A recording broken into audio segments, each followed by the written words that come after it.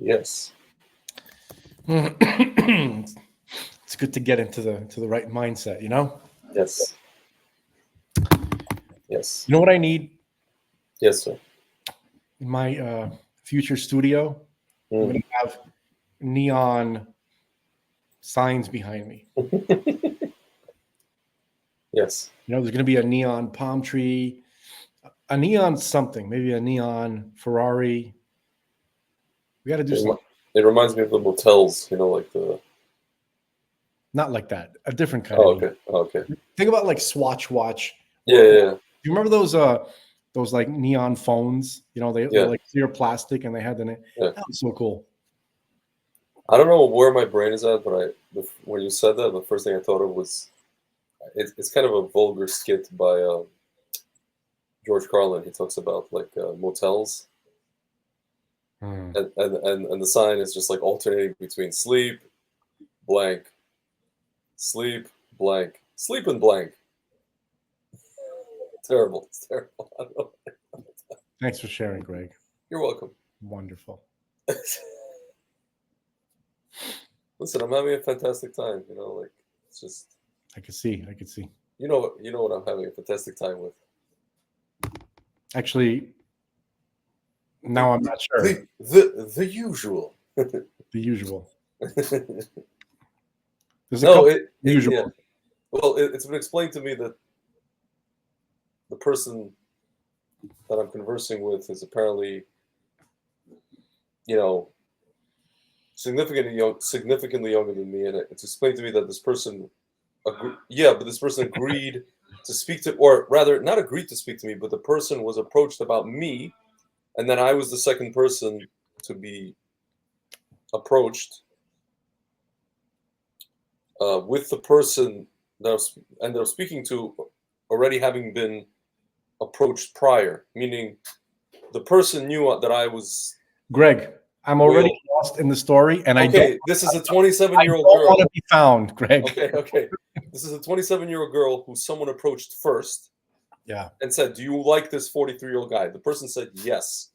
The girl doesn't know anything about me, but then it's been explained to me by a third party that apparently this girl, why? Because she likes men who have what they call scratch, and she assumes that a man who's 43 has what to scratch, and that's that. So I I see basically the plot to an 80s movie developing here.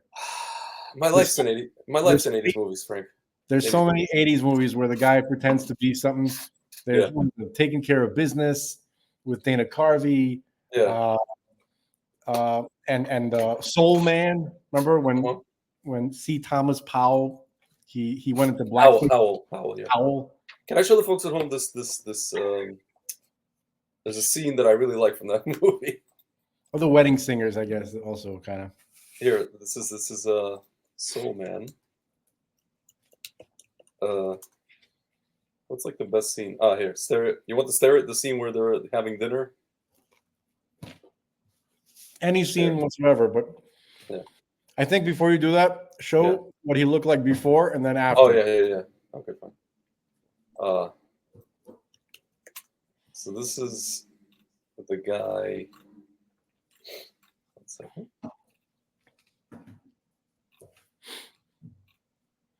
Oh, here we go. This is a trailer. By the way, I think you should meet with the chick anyway, because. Oh, sorry. Направду. Yes. Oh, sure. Yeah. Because what? Because she might like you before she realizes you don't have any money, and then it'll be too late. She already likes you. It's never too late, right? As I've learned. You know, son, the only thing I've ever wanted is to give you everything. Good home, good education, nice car. I've worked very hard for all those things. Very hard. You have, Dad. Very hard. Yes, some might say it was time I did something for myself for a change. Your father's therapist says he needs to learn to express the child in him. Oh, shut up, Dorothy. Son, you've had a pretty happy childhood, wouldn't you say? It was great, Dad. Yes, it was great, wasn't it? And who gave you that great childhood, son?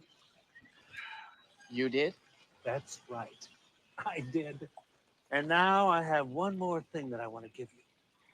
It's the biggest and the best thing that a father could give to his son. You know what that thing is, Mark? A Ferrari? Oh, boy. That thing is manhood. Son, I want to give you your manhood.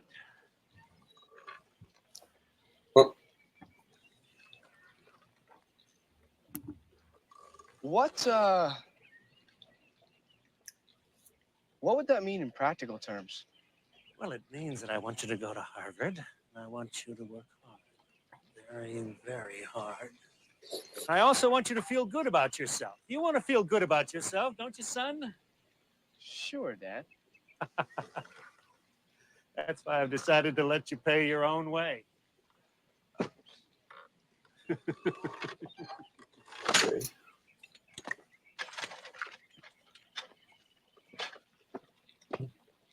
Dad, that's a sweet gesture, but it's really not necessary. Oh, I think it is. What are you saying, Dad? Hey, that's I'm Doogie saying I've Howser's taken your dad. money from your tuition account and used it to buy timeshare in a condo in Barbados.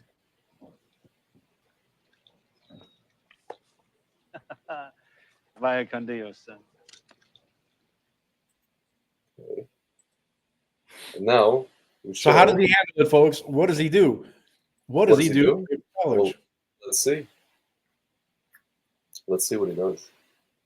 There's a movie that's almost exactly like this, except the guy became a male prostitute. This guy took a different course. Here. This is what it does. What's going on over here? Actually, what he did was he decided to drive cars cross country for money, and then he nearly murdered by Rutger Hauer. Oh my God! Congratulations, Mr. Watson, and good luck at Harvard. Thank you, sir. I'll do my best.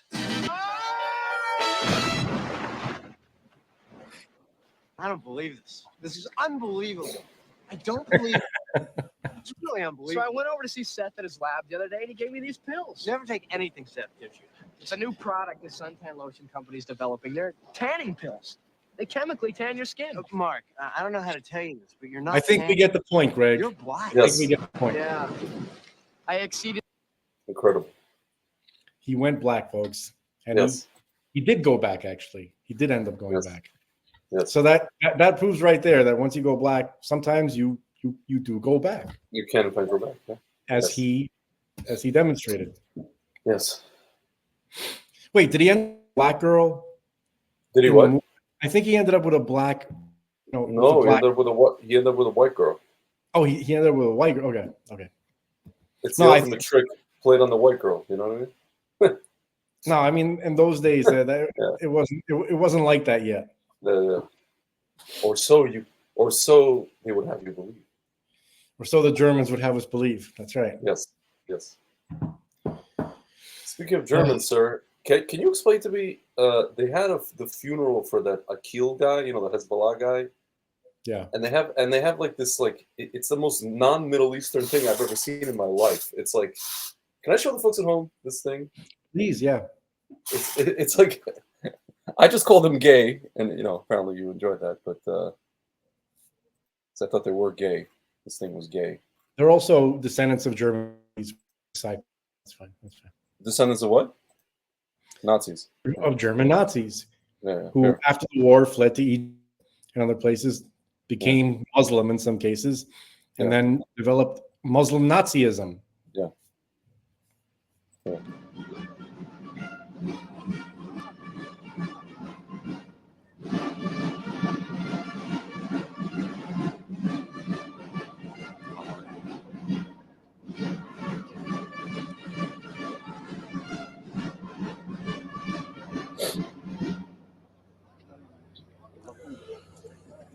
حملة النعش أمام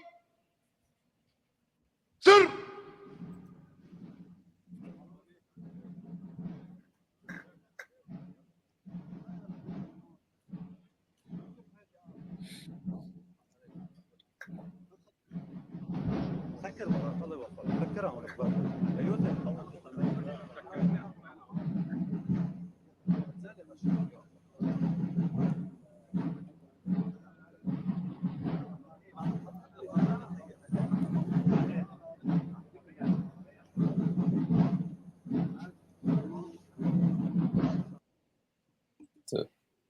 I always feel like they're filming these things with a potato. Yeah, Remember? that was pretty awful. Yeah. I mean, why bother if you're going to do it that bad? Why bother? But it definitely seems like they're trying to, like, you know, come out of the Arab plot and reveal their Germans. Yeah. Pretty strange. Um, Didn't we read about those Germans who converted to Islam? That's what I'm talking about. Yeah, no, but I'm saying we had a whole like thing that we read. Where did we read it? I forget. Oh, it has episode amnesia. Yes. Like topics that we speak about and have had entire episodes dedicated to. I know. And I'm like that too, but he's really bad. Okay, No, so I remember that we did. I just don't remember from where, which website, which video. to be fair, we have had hundreds of episodes. Already. We did that. To be fair, All right. I'm trying to be fair to you. I'm trying to be fair. I just take a moment since you brought up this topic. Mm-hmm. So this guy that Israel soldiers killed on Friday, right? His name was Ibrahim Akil. Yeah.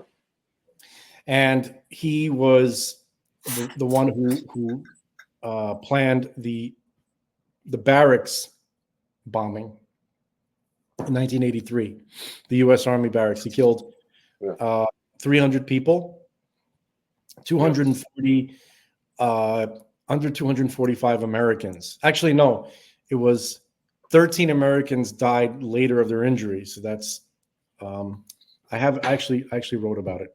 1 second. I got the numbers and everything.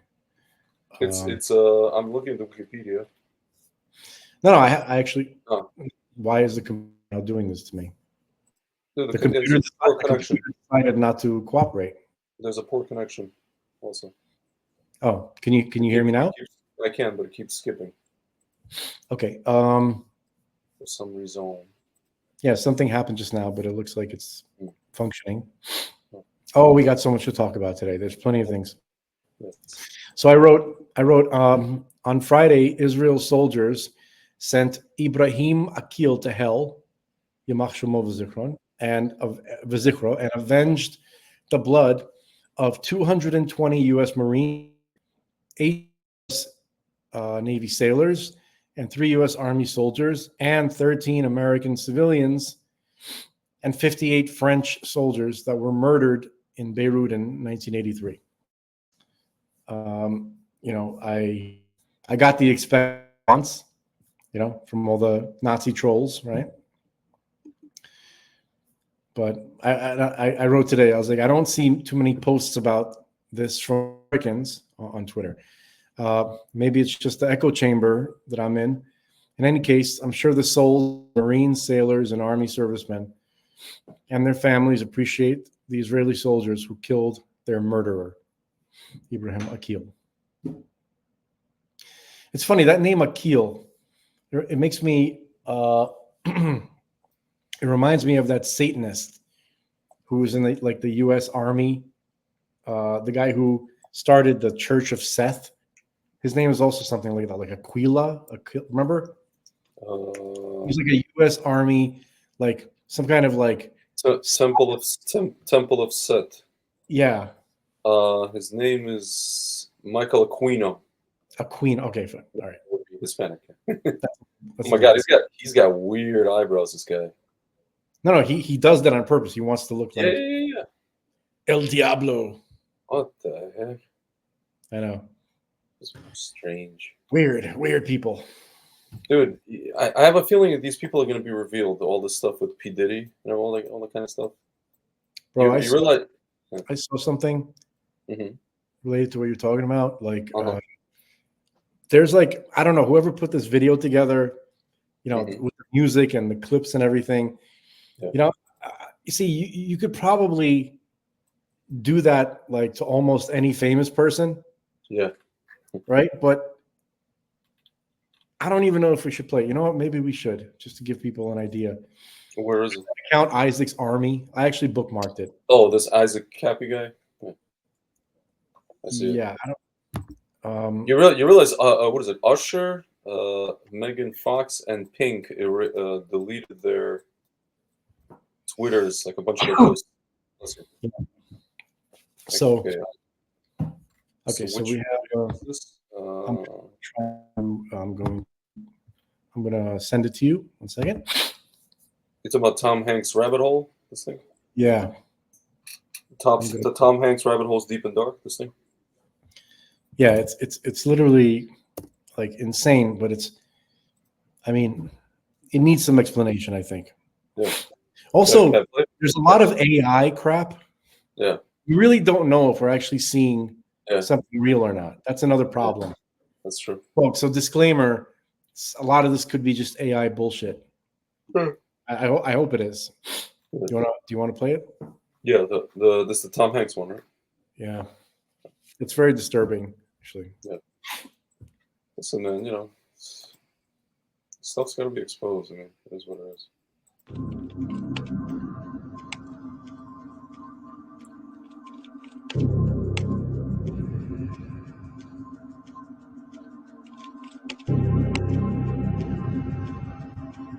Like, is that real?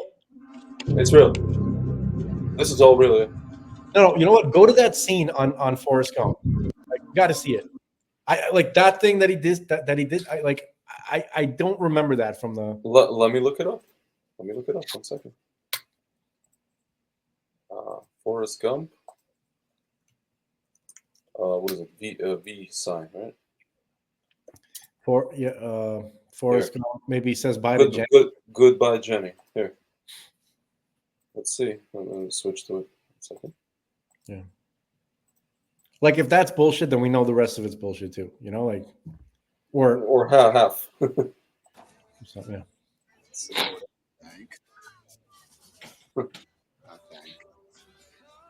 You should go home to Greenbow, Alabama. Oh my God, that guy's.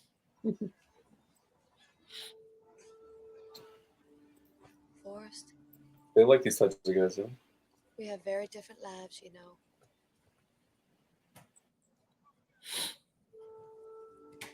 That is an upside down. Yes, it is. I want you Yes, it is. to have this. All right, 1 second. Forrest, I can't.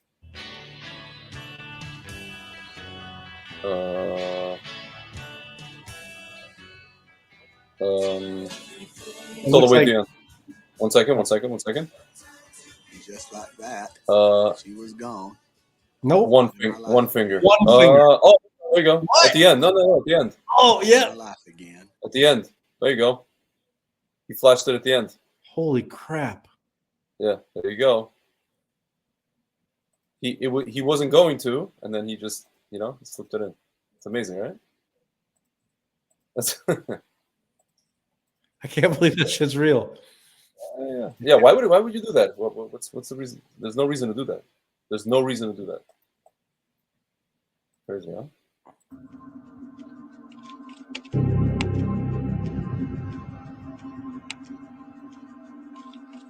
This is for sure. Yeah, what the fuck is? This is that. What do they call it? The frazzle drip thing, whatever. I don't know what that question. Yeah, this thing. That's Wilson, right? Yeah.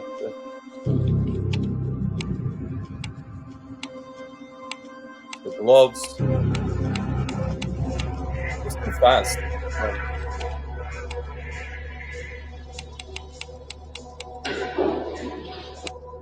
Yeah, like that. You saw that right there. Go back there, Yeah. like that little statue thing. Yeah. I'm hoping that's a little statue. I don't It's a statue. really. It is a statue. I hope so. It's a statue. But it's like, it's fruity, stuff. Yeah, this is crazy, man. Like he's eating cakes off of people or whatever. It's out of control. As far as we know.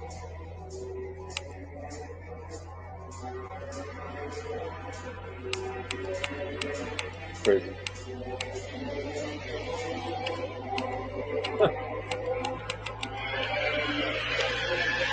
Yeah, this is it.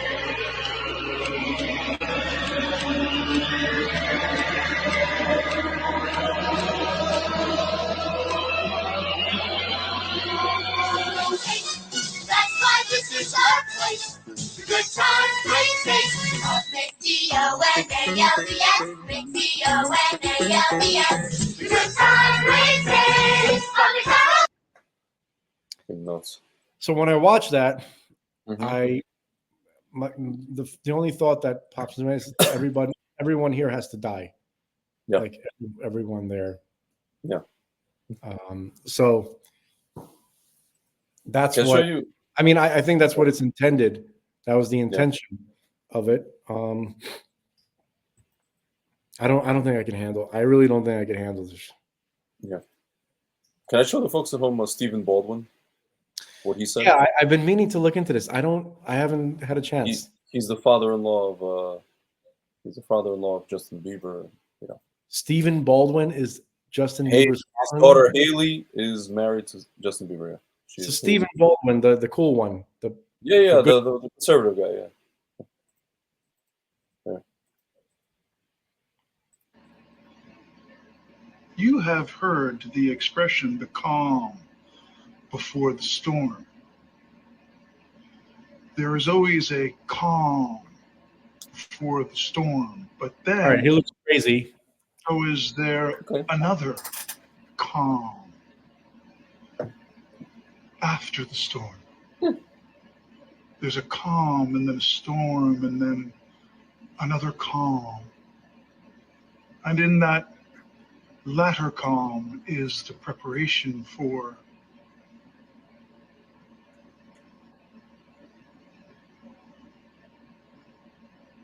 the next storm. What the fuck is going on here? I don't know. If I ran into him, I would run away. Sorry, but Like that me, like, you know, like that the guy from like that scary guy from Poltergeist. Yeah. Remember like that Yeah. reverend, like, Yeah. I don't know what that was. Yeah. Okay, but Yeah. why is he the weirdest looking scary one and not the murderer? I don't know. I don't know. What you mean? Why is Steven the weirdest looking one? Yeah, that's not what I expected. Steven, isn't he supposed to be the most normal Baldwin? Yes, supposedly. Yeah, but look at the other ones. Look at Alec. I mean, what the hell was that? What did they call him in the We'll see. We'll see. We'll see what happens. I don't know. Sir, I don't want to be annoying. Is there any possible way that you can reset your internet? Because it really keeps skipping. The audio or the visual? No, the actual connection. It's both. I mean the audio. Yeah. It's weird. You seem to understand everything I'm saying, but Okay. I guess I can. Okay, I will try. Yeah. Yeah. All right. All right, folks. I'm gonna keep you entertained. Entertained. For the time being. We're gonna get into some cool topics. We're gonna talk about the whole Israel thing. We're gonna talk about all this stuff with P Diddley Do. What else can we talk about? A lot of stuff.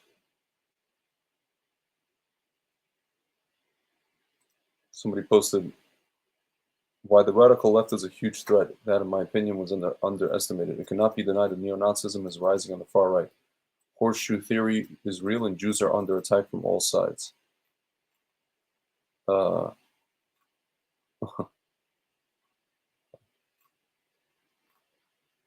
Yeah, militant. This is like this overlap. Militant Islam. There you go. This is like, look at this.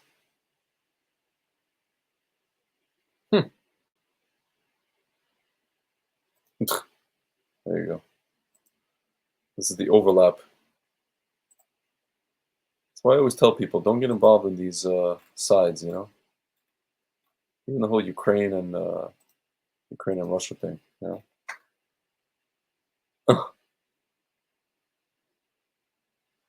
Hilarious. This guy, James Lindsay, is posting interesting stuff.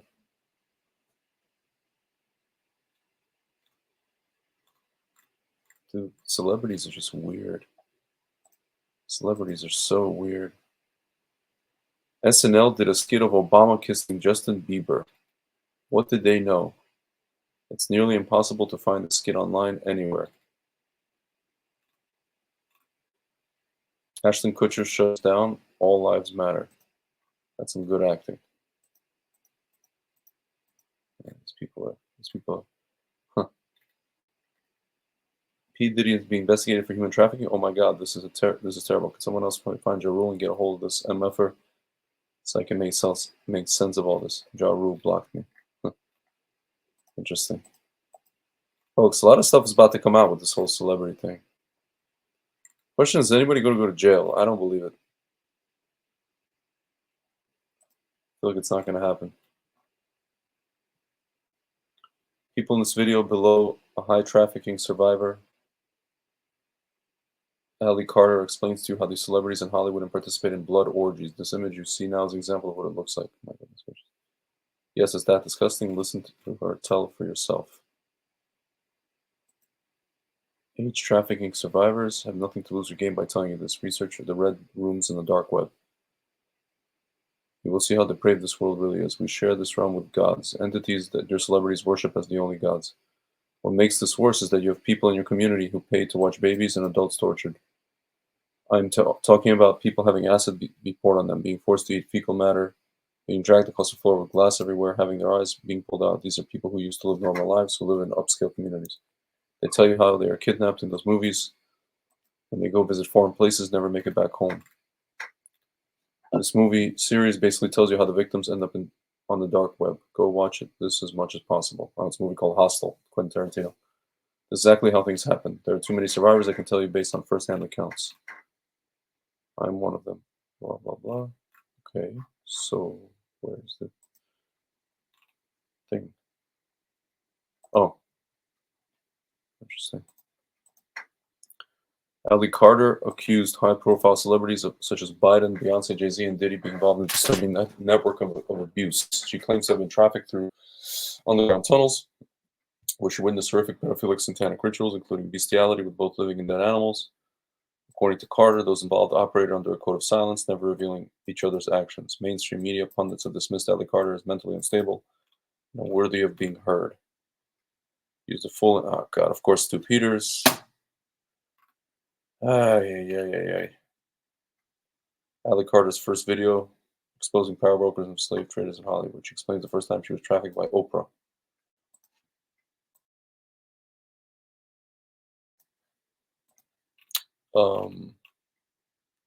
Jay-Z, okay, this is old stuff. Jay-Z and LeBron. Huh.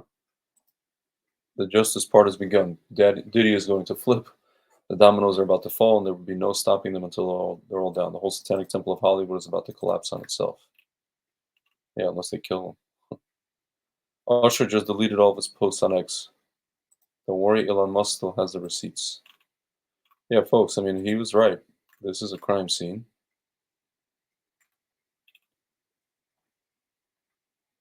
Incredible. Absolutely incredible. This is nuts. What the heck?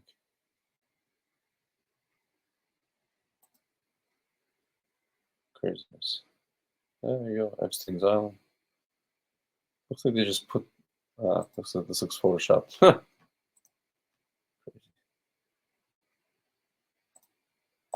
Looks photoshopped. I mean, folks, honestly, when you think about history, when you think about, Greece and Rome, I was just telling the folks at home, How's Greece and it? Rome, yes, it's Is better. it good? I'm Yes, using the hotspot instead of my internet. I don't know. okay. No, I was telling folks at home about like Greece and Rome and like how this is nothing surprising, nothing shocking. I mean, to me, any student of history, nothing new. And I suspect that these are the these are the reincarnations of those, depraved creatures coming back before the last. We know that. I mean, that's what we're taught in our Torah Yeah. tradition. Yeah. That's all you said that whole time? No. I was just reading different things about the people were talking about the P. Diddy thing and like all this stuff that's going to come out. I guess I don't know. Hey, something interesting. Roseanne posted something with about Ivan Reichland. Where did she post it? Addressing Elon Musk. Where did she post this? On Twitter. I don't see it. I shared it, so I'm looking for it right now. Okay, and then there was something that happened after that. I just find that interesting. I'm scrolling. Huh.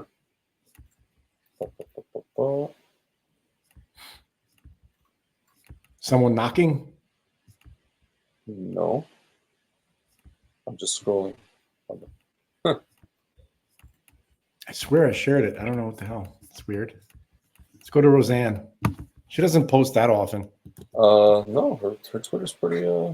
I mean, it's her son. He runs it, but like, I don't see the Reichland thing.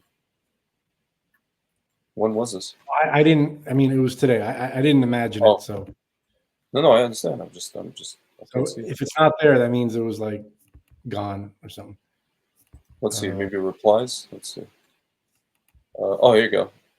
Elon, talk to Ivan Reichland about this. We can save the union. Yeah, that's the one. About what? Oh, it's a social media company and a crime scene. Okay. And then did he say anything? Standing by. I'm available pro bono to work with Elon, Paxton, Ryan Hughes. And then Ivan Reichland, he posted something. I don't know. He's like, "Oh, guess who DM'd me?" or something like that, and he with a picture of Elon. Interesting. Not very subtle. So So maybe something's going on. Who knows? Yeah, it's just too slow. Too slow. Yeah. They keep talking about the October surprise thing and this and that and blah blah blah blah. So much blah blah blah. But apparently, this is like the biggest sting operation ever. Trust the plan, huh? Yeah, dude, it's just so over it. Hey, I was over it the first time I heard it, but if it turns out that it's real, okay, that's more than fine with me. Great. But dude, you so today you said, I mean, I agree with what you said today about the whole Israel thing, that Bibi and I think the general came out and said that we're gonna give them a blow, a heavy, something like, I'm paraphrasing, a heavy strike, heavy blow, and so that they get the message. Folks, can I give the folks some background? Yeah. I had this like notion that the political class of Israel, right, was hired by external Amalekite forces, right, which everybody calls the deep state now. But the deep state is just the classic enemy of Israel. Those of you familiar with Hebrew scripture, the Amalekite nation, the one that David fought, the one that King Saul fought. They attacked Israel after the Exodus. The only nation that attacked Israel after the Exodus, because the world had seen all the miracles that God had done for Israel. So they're the arch enemies of Israel, right? These are the Gnostic fruitcakes that we're talking about. And the Israeli political class are their liaisons in Israel to attack and destroy the Jewish people. And these are the people who are in the Israeli government in key positions, not literally everyone, but certain key individuals. And I believe that one of the things that they're doing is they're dismantling Israel as a country, right? But they're also trying to dismantle, and this is difficult to explain, but they're trying to dismantle the soul of the Jew, the spirit. Because one of the things that Israel got right, meaning when they started the country, right, is that they had this idea of strength and, of being strong, promoting the idea of might, okay, which is an important thing. It is a Torah thing, okay?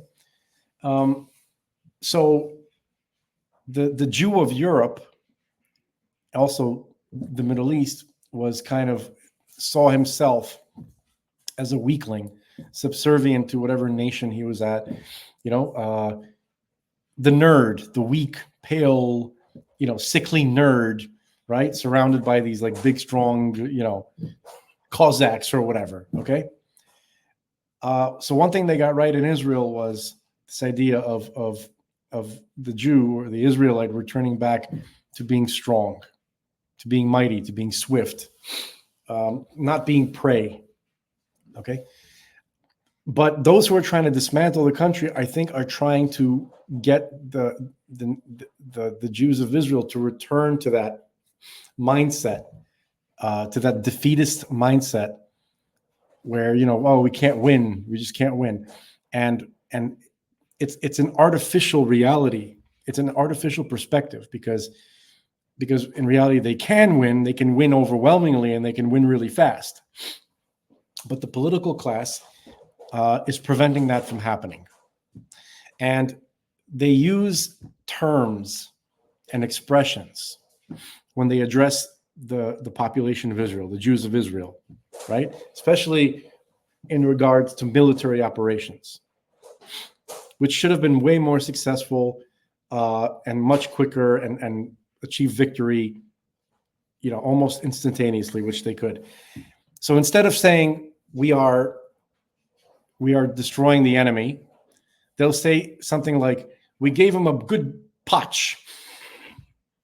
We gave him such a black eye. Yeah, that's You know, essentially, we gave him a dead leg. We gave him an Indian burn. Oh man, they're not gonna be able to walk that off right away. I'm being a little bit facetious, but they use lame language like that, and that's not what Frank, the population. you know what I call it? Here. You know what I call it? I call it the language of concepcia. Concepcia is that strategy that they have. This is a word which describes the political MO of the Israeli political class. Okay, so they know that's not what the people want to hear. The people don't want to hear every detail of what's going on in the military operations. The people, they want to hear, we're striking them and destroying them. We're hunting them down. Every terrorist, every piece of scum will not survive this. There will be no one left from this organization. We're going to kill every single terrorist and destroy every single weapon. And then we're going to make a buffer zone to make sure that they can never pose a threat to the security of the nation. That's what the public wants to hear. It sounds like something Trump would say. That's right. and I think Americans can also relate to what it feels like to hear a weakling address you, right? We have a lame duck government. We've had a lame duck government, except for Trump. Every government was a lame duck government, with possibly Reagan not being lame duck. Okay, and both non-lame duck presidents didn't start any wars, by the way, right? Because if you're a real president and a real leader, and your interest is securing your citizenship, your citizenry, or your population, right? The people of your country, right? You want to protect them, right? Your interest is their security, right? So you're going to take steps to make sure that the enemy can't attack. You're not going to let the enemy get to the point where they can actually pose a threat, right? Okay. So the Israeli political class does that same weak stance, right? They feign weakness, right? They report things in a lame way. They tell you some bullshit that you don't care about, you don't want to hear, right? And they suck the strength out of you, the spirit. They suck the joy out of you, right? They suck any kind of confidence or positive attitude you might have about possibly being victorious. It's a psyop. It's what Republicans do to conservatives in this country. When I say Republicans, I'm talking about, the politicians, right? They tell you everything you want to hear if you're a conservative in America, and then they'll completely capitulate to the Democrats every time, like Mike, what's his name? Mike Adams, the speaker. Who's the Speaker of the House? Mike, what's his name? Mike Johnson? Johnson. I apologize. To any Mike Adamses out there, I apologize. This Mike Johnson, right? He was supposed to shut down the government, right? If they didn't pass the not letting illegals vote thing, whatever that was going on, right? And he didn't, right? He capitulated like he capitulates every time, right? That's the GOP strategy, because the GOP are just an extension of the Democrat Party, right? They're trying to demoralize you. They're trying to make conservatives feel like we can't win. They're playing weak characters to make you feel like there's nothing that can be done against the Democrats. So that's what Israel does in its own style. Same idea, but it does in its own style. So that's what me and Greg were talking about earlier today. We gave them a powerful blow, right? We stopped their ability to operate for some period of time, like as if that's not a victory. Nobody wants to hear that bullshit, right? They know it, but they're terrorizing the Jewish population, their own people, just like America, the American government is doing to us here. Yeah. Listen, I mean, supposedly, what was it? It was reported in the. It's always, what I noticed though, like with Israel, it's not. Sometimes it's a thing that where it's what you're talking about, but sometimes it's a thing where they'll say something, and then you know, you'll read about it somewhere else where, you know, for example, today I send you the screenshot, you know, what was written in the I guess the Economist or whatever, that Israel is in fact looking to move, you know, push Hezbollah back and literally move into this like area of southern Lebanon and just like literally, you know, do what we did to the Golan. So what I notice is sometimes Israel will, you know, telegraph, you know, we gave them a potch, we gave them this, we gave them that, but actually do go in eventually. I mean, it takes forever, and you know, do something more significant than what they say.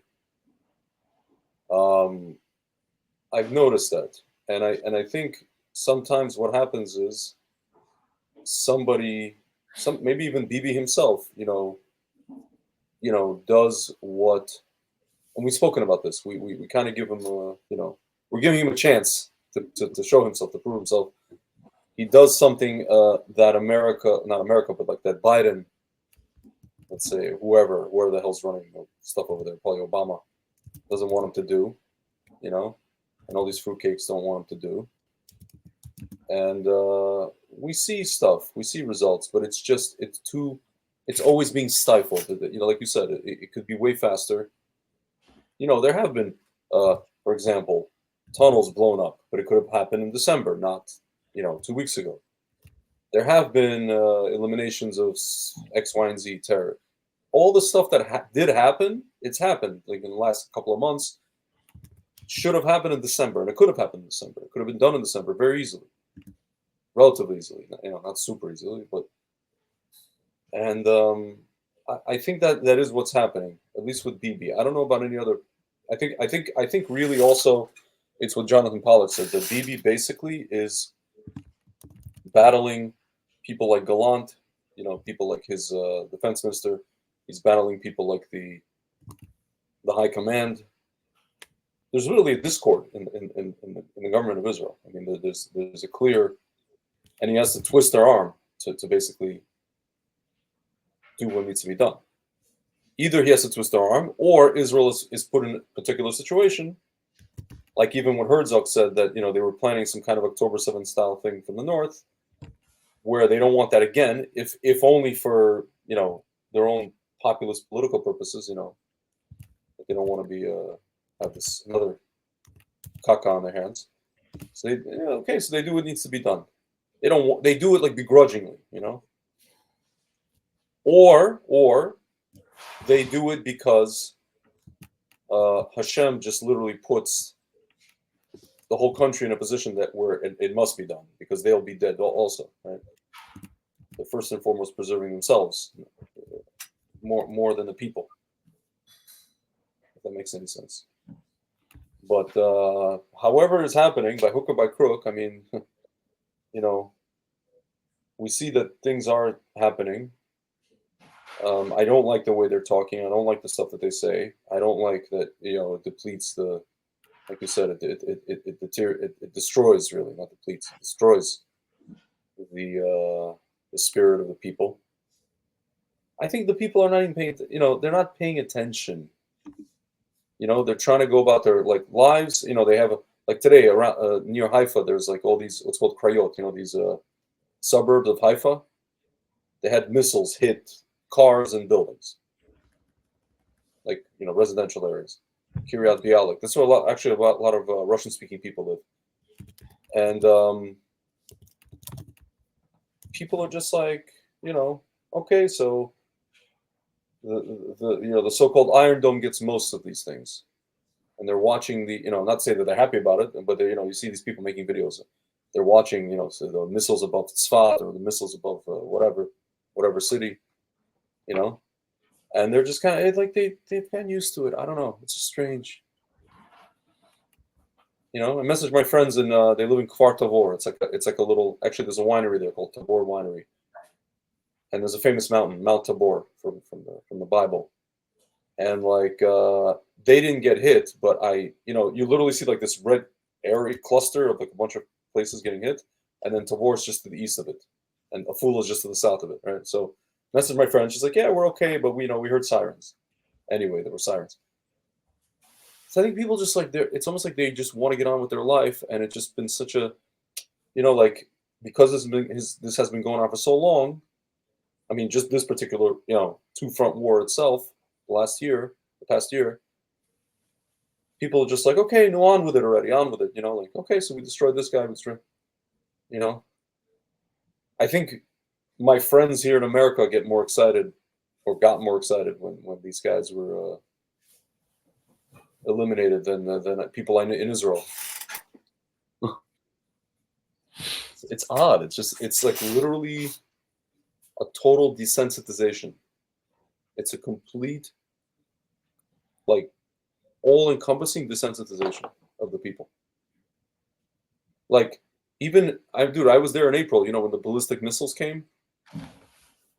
And like, I came back here and I was like, I told people here actually, oh, I almost died. They're like, what are you talking about? I'm like, do you remember? There was like, Iran sent, they're like, oh, yeah. What? It's the same thing with Trump's, the assassination attempts, by the way.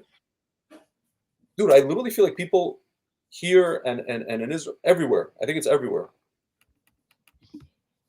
It's literally everywhere now. Like, I think me and you and a few other people are not desensitized. And even then, we kind of like, forget about it. There's also the vaccine that's already affecting people in a lot of different ways. Yeah.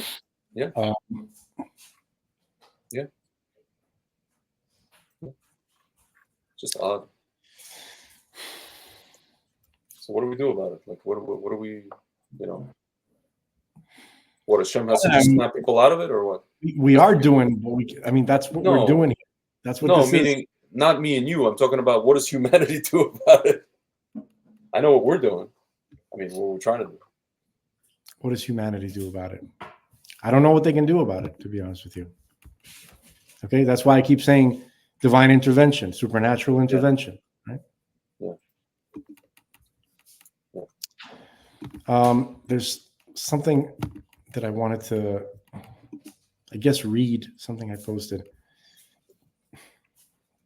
which is on the topic. Mm-hmm.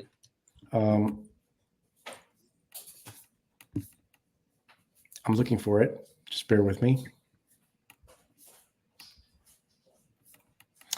So Benjamin Netanyahu, right? Mm-hmm. He, maybe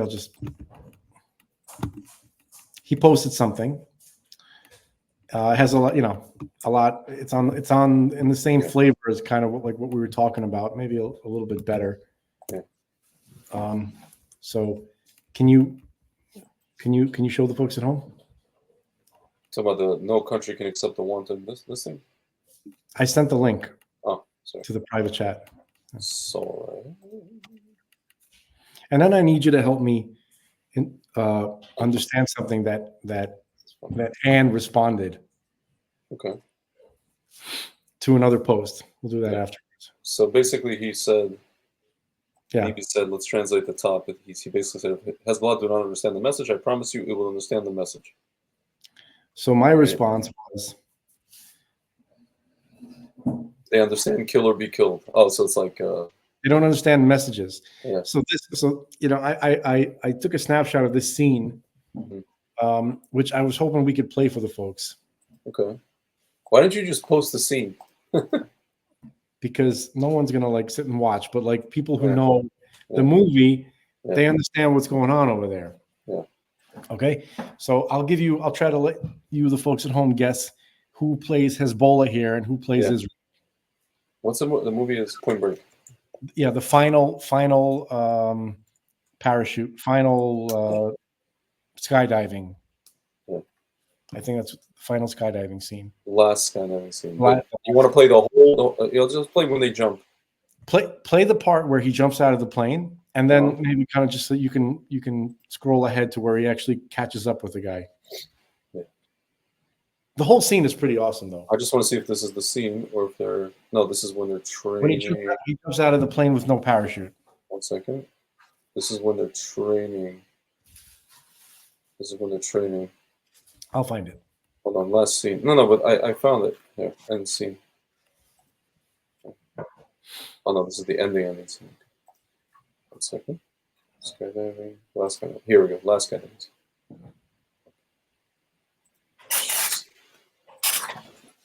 I found it. Oh, sorry.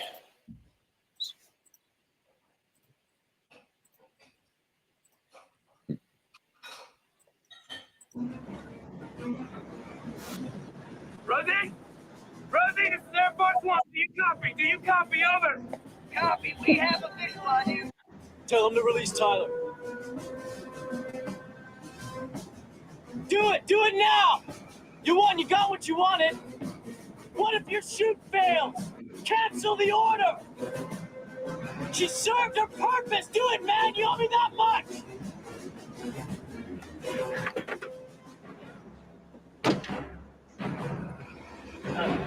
Okay, you ready?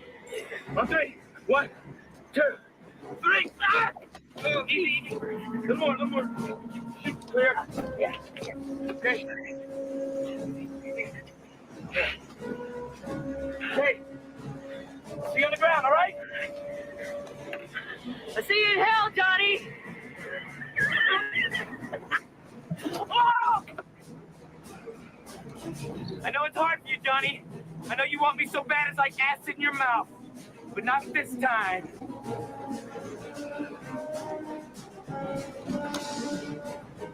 Adios, amigo!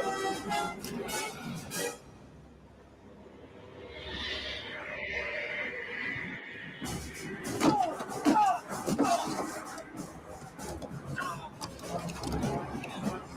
up!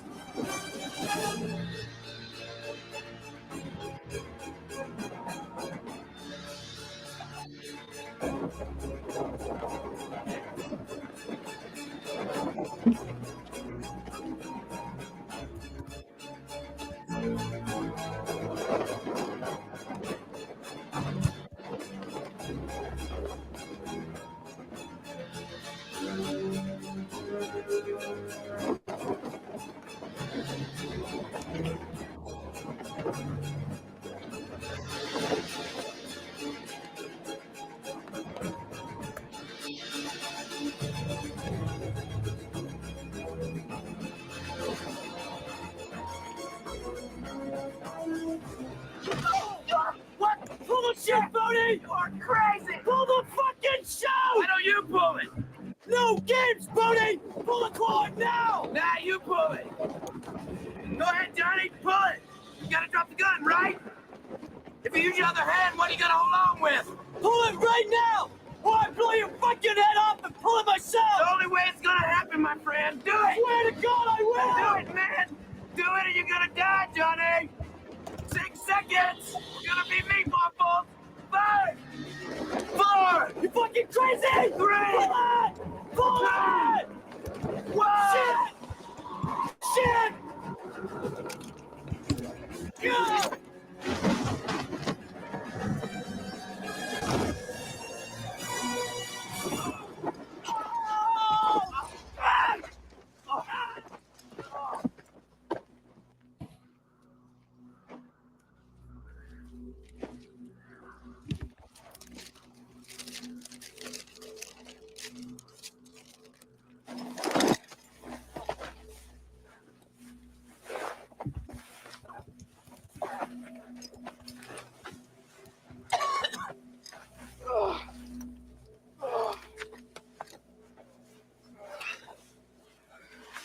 Jesus Christ, Eddie.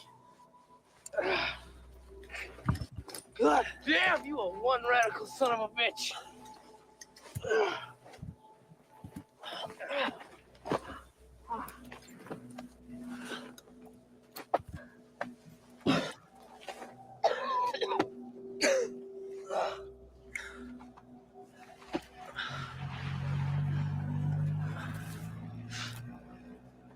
I'm out of here, Johnny. And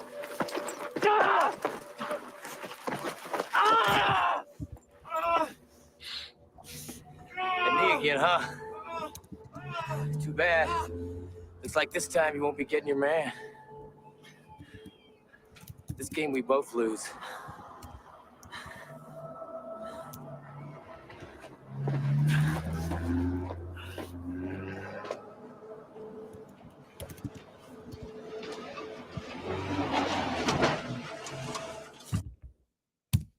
I want to say something.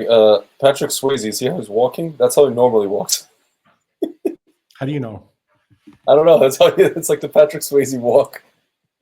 With that kind of like the weird, like with a minor limp. Yeah, right? yeah. You think the character's limping, but that's how he walks.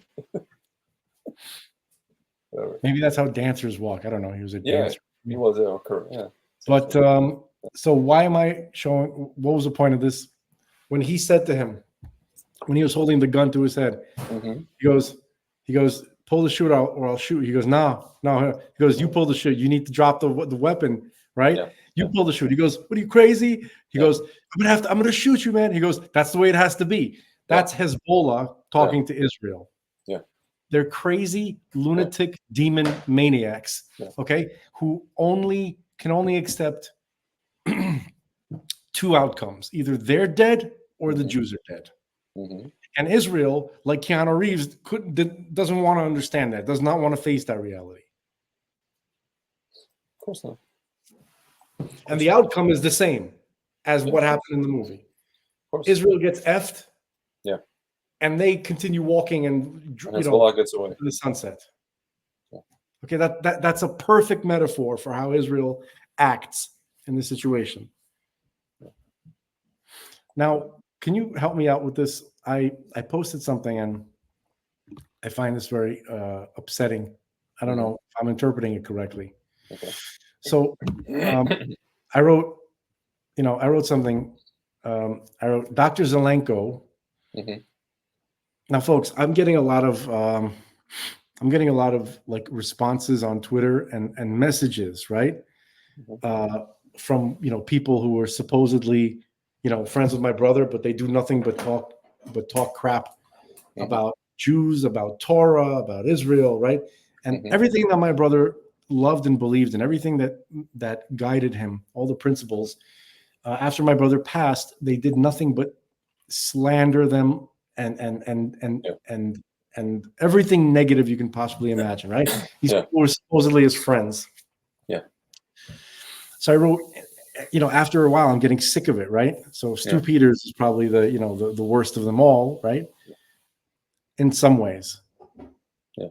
So I wrote, Dr. Zelenko wasn't your one good Jew. Yeah. If you were here, he would have kicked many of you supposed friends to the curb. I know my brother. Okay. So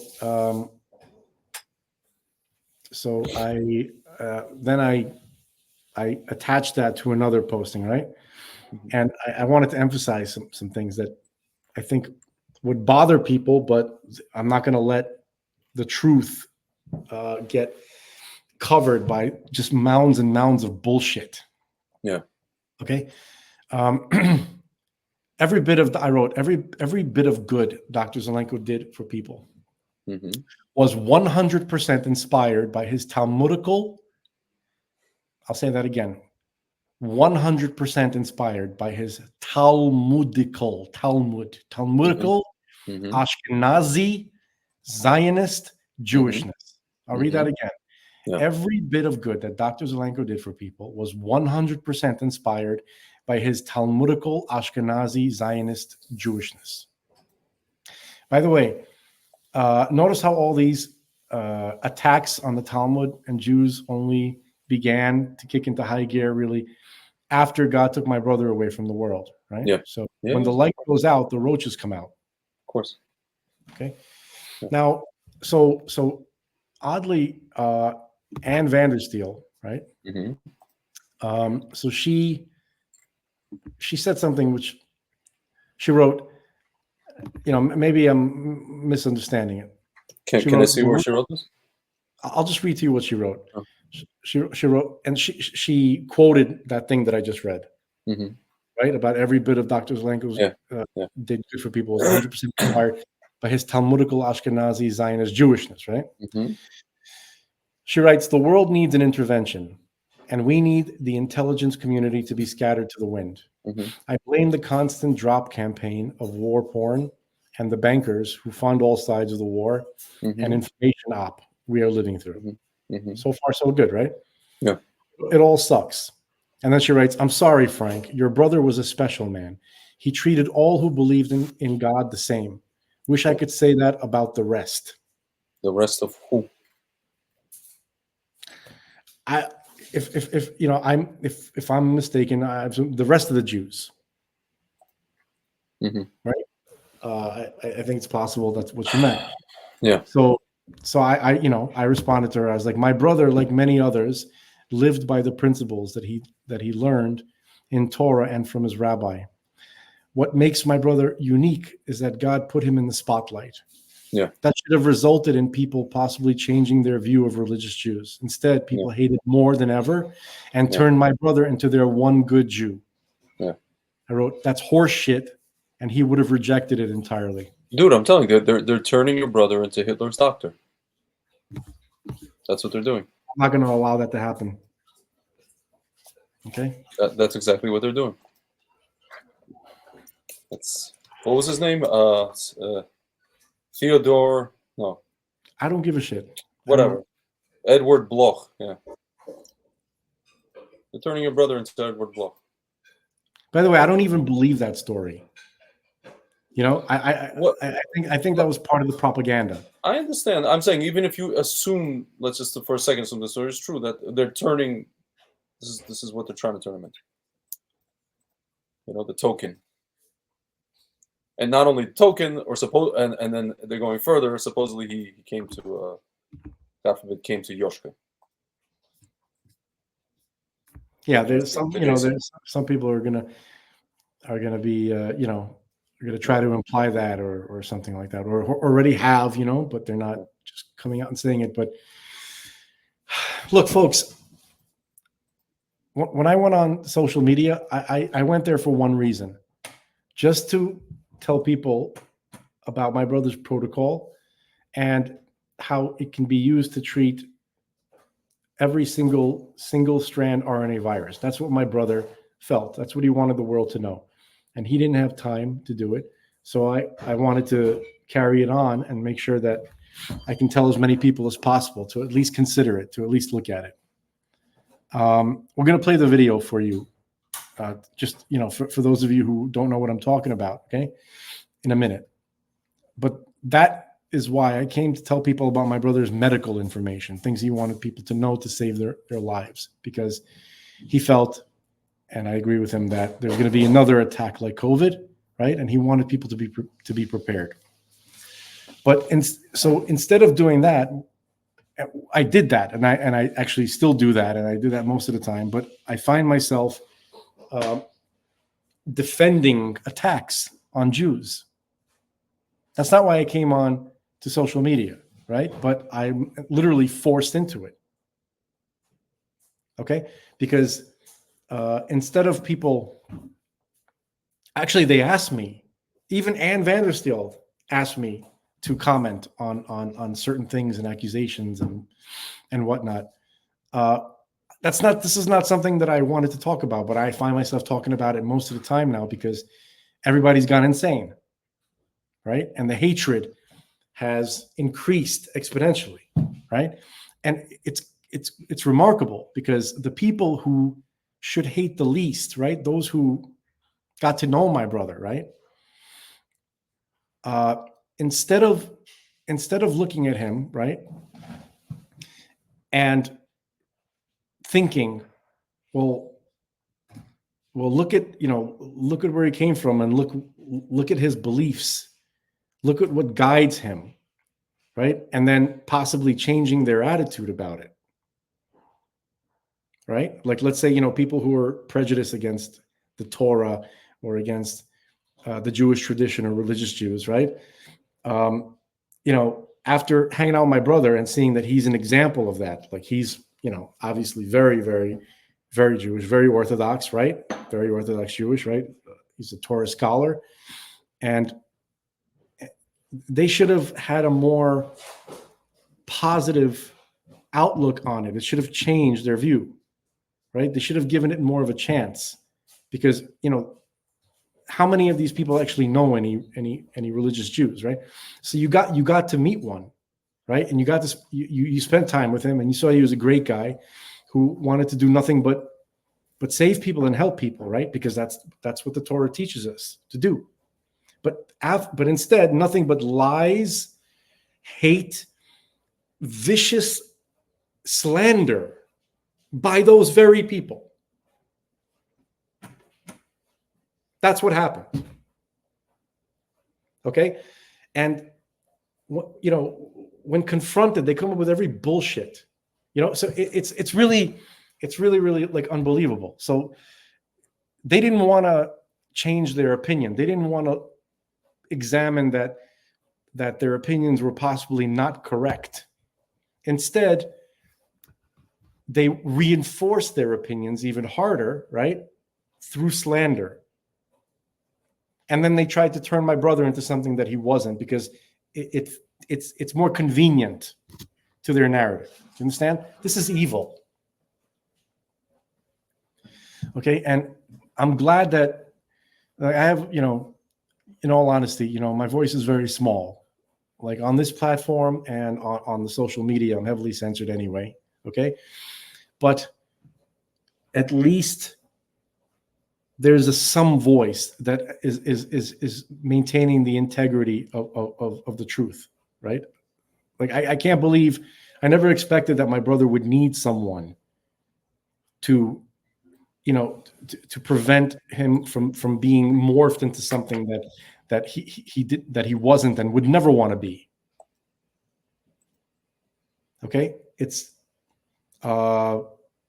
very well, whatever. It is what it is. Yeah. This is it's not the first time this kind of thing's happened. Yeah, and you know what? I'll tell you, like, honestly, I'm not surprised. Okay, because this is a common pattern in history, right? Yeah. And there's always a possibility that this would happen. My brother knew that too. Yeah.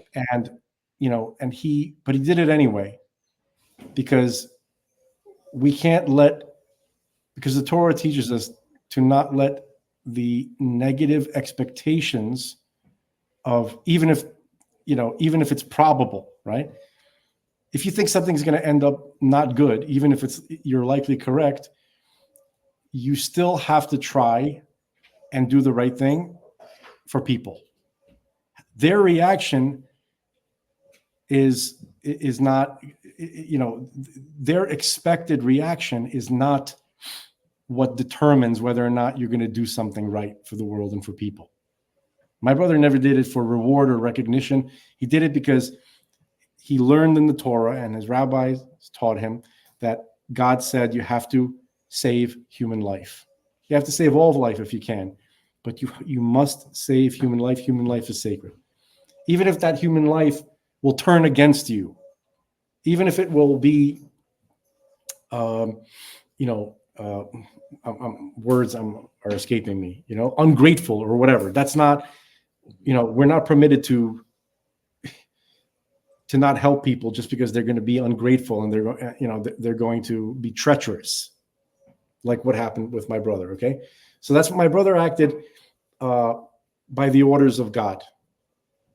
Okay, and nothing to do with what he expected from people. Okay, but still, it's hurtful. Especially the people who should be the most, they were the worst. They became the worst. There'll be an explanation for that one day. But I'll tell you this. I think that there are people in the world, I'm going to say like Alex Jones type people. I'm not talking about Alex Jones himself, but people like that, right? Who have some goodness in them, right? But they also have this thing where they slander the Jews and they're always against Israel, like almost by default, right? Like that's just their default setting. That's how their brain is wired. Okay. Regardless of the reality, they're going to find a way to blame Jews and Israel. Okay. And so a lot of these people have an excuse. It's not an excuse, but very few of them actually know Jews. Like when I say Jews, I mean religious Jews. Jews who actually are Jewish, which means Torah-ish. Okay, Orthodox Jews. How many people know them, right? My brother was the first one that most of these guys ever even encountered. Probably the last one too, by the way. Okay, and which leads me to my point as I droll on and on. I think that God was trying to give some of these people a last chance, right? Because they had some goodness in them, right? And he was like, "Here, this seems to me like obvious. It seems to me, okay." He's like, "You guys talk a lot of shit about Jews. You do a lot of lying about Jews. I'm going to give you one that you're going to get to know." And he's a very, very good example of somebody who follows the Jewish religion. Okay? He's not a one-off. There are many. He's just a good example of it, right? So if you get to know him, right, you'll see that you were wrong about a lot of things. And I don't think God is expecting people to convert to Judaism because my brother is so awesome and his religion is so awesome. I don't think that was the point. The point was maybe reconsider your view of the Jewish people. But that's not what happened, right? What happened is they became much worse.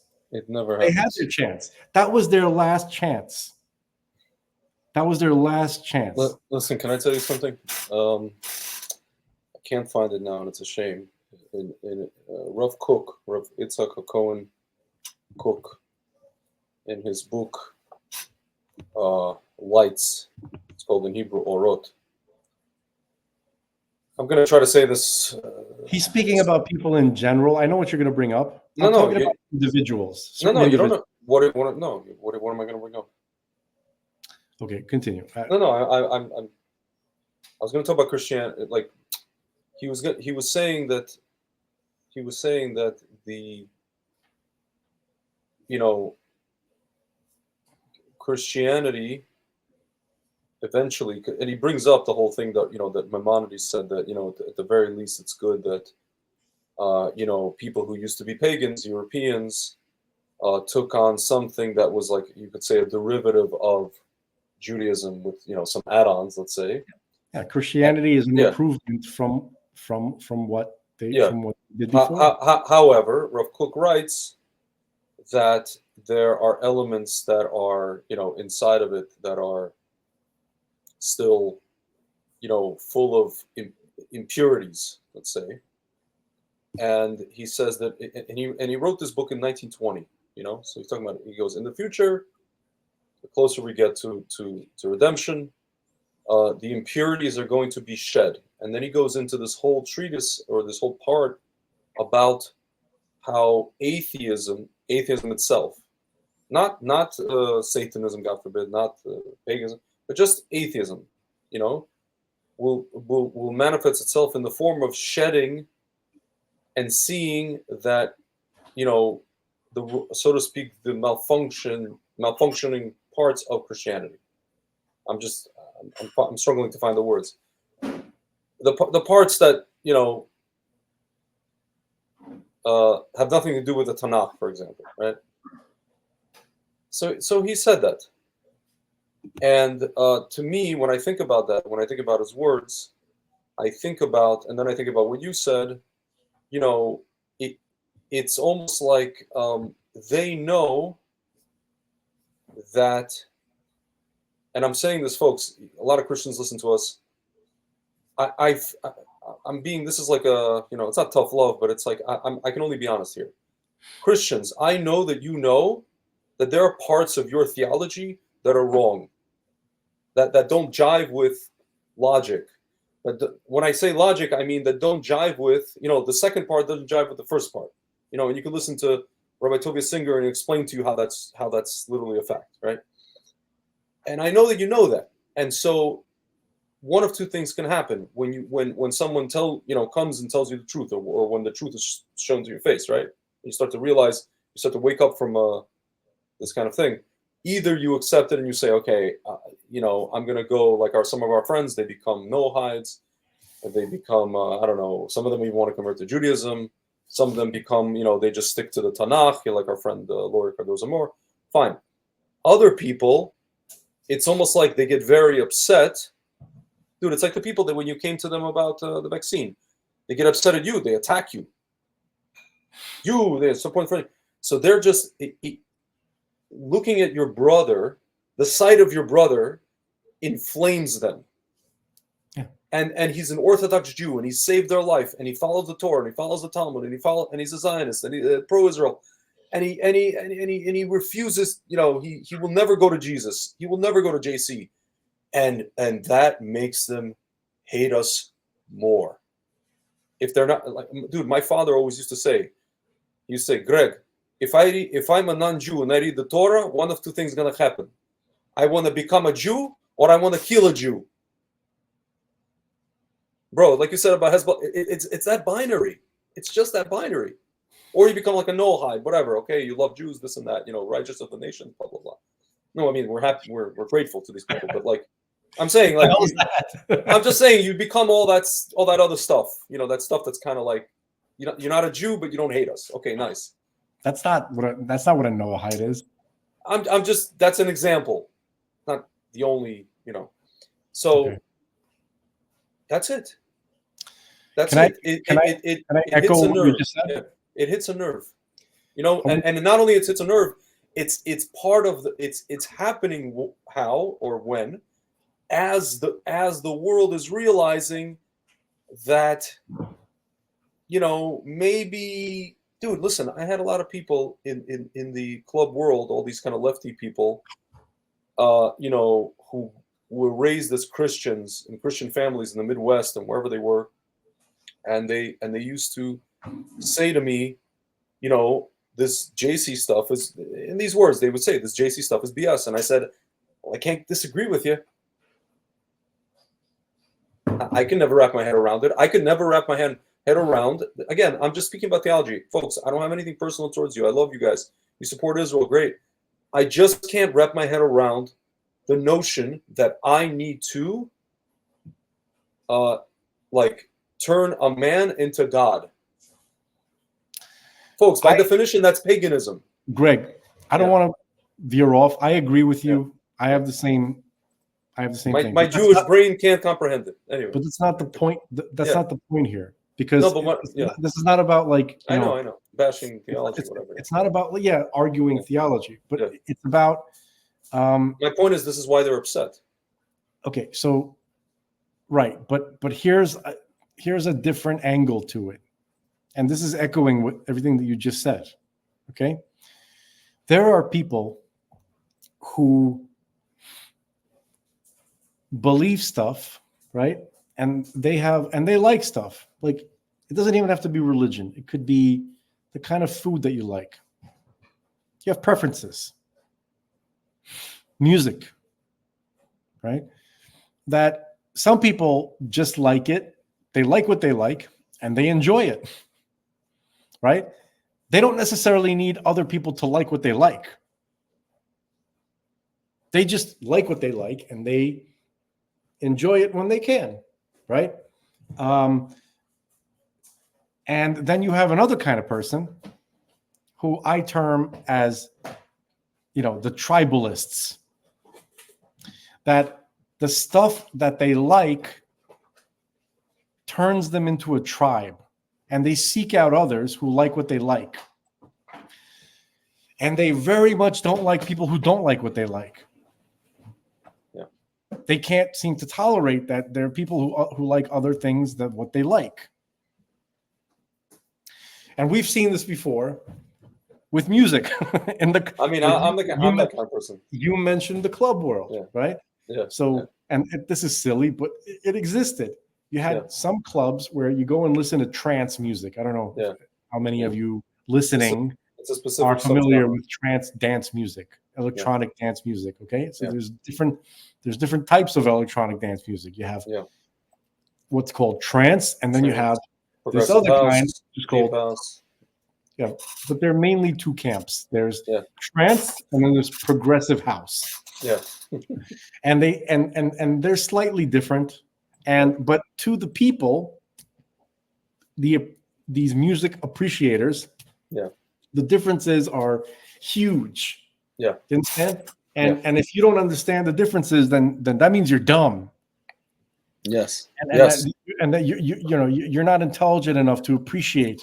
Yes, Frank. One thing, and the fact that you like the other kind of music shows that you're your IQ is low. Yeah. You don't like the I don't want to that shows it's a reflection of who you are inside, and therefore no, you can't hang out with us. I don't want to hang out with you. And that's how tribes.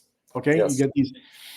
And I found this phenomena to be insane and shocking and terrifying, actually.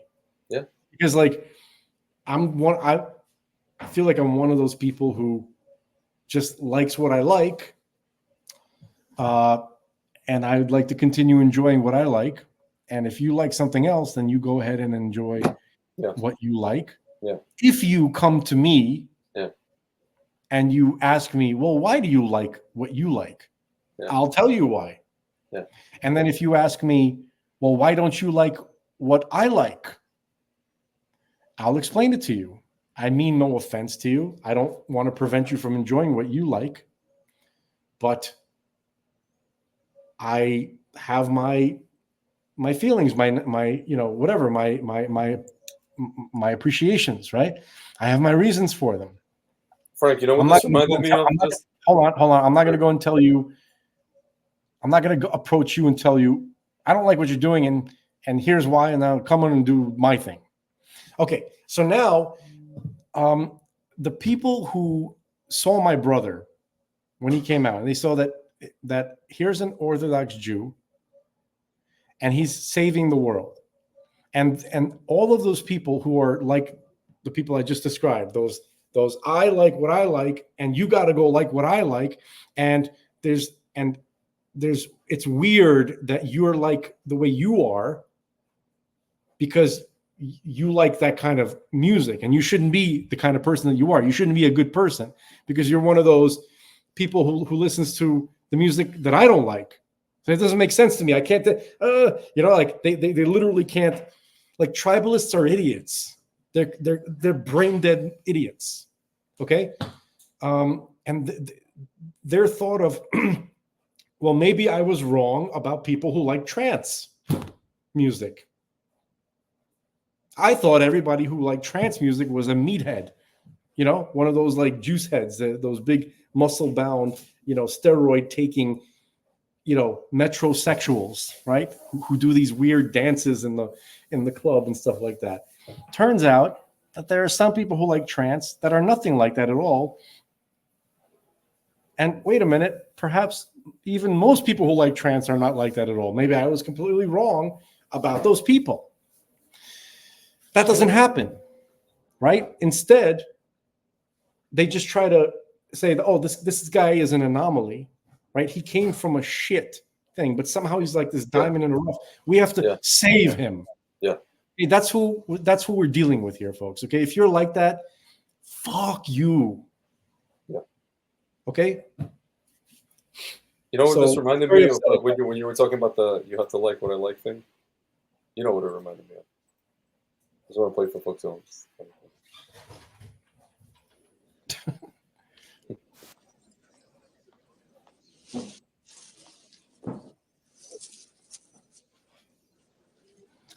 After this scene, I'm gonna spell everything out for the people at home who don't take subtle. Oh. Ever since I was born, I've been trained to serve you. Yes, I know this, but I would like to know about you. What do you like to do? Whatever you like. What kind of music do you like? Whatever kind of music you like. Look, I know what I like. And I know you know what I like because you were trained to know what I like. But I would like to know what you like. For instance, do you have a favorite food? Yes. Good! What is your favorite food? Whatever food you like. Are you saying that no matter what I tell you to do, you will do? Yes, Your Highness. Anything I say, you do. Yes, Your Highness. Bark like a dog. A big dog. Woof, woof, woof, woof, woof. Hop on one leg. Woof, woof, woof, woof, woof. Make a noise like an orangutan.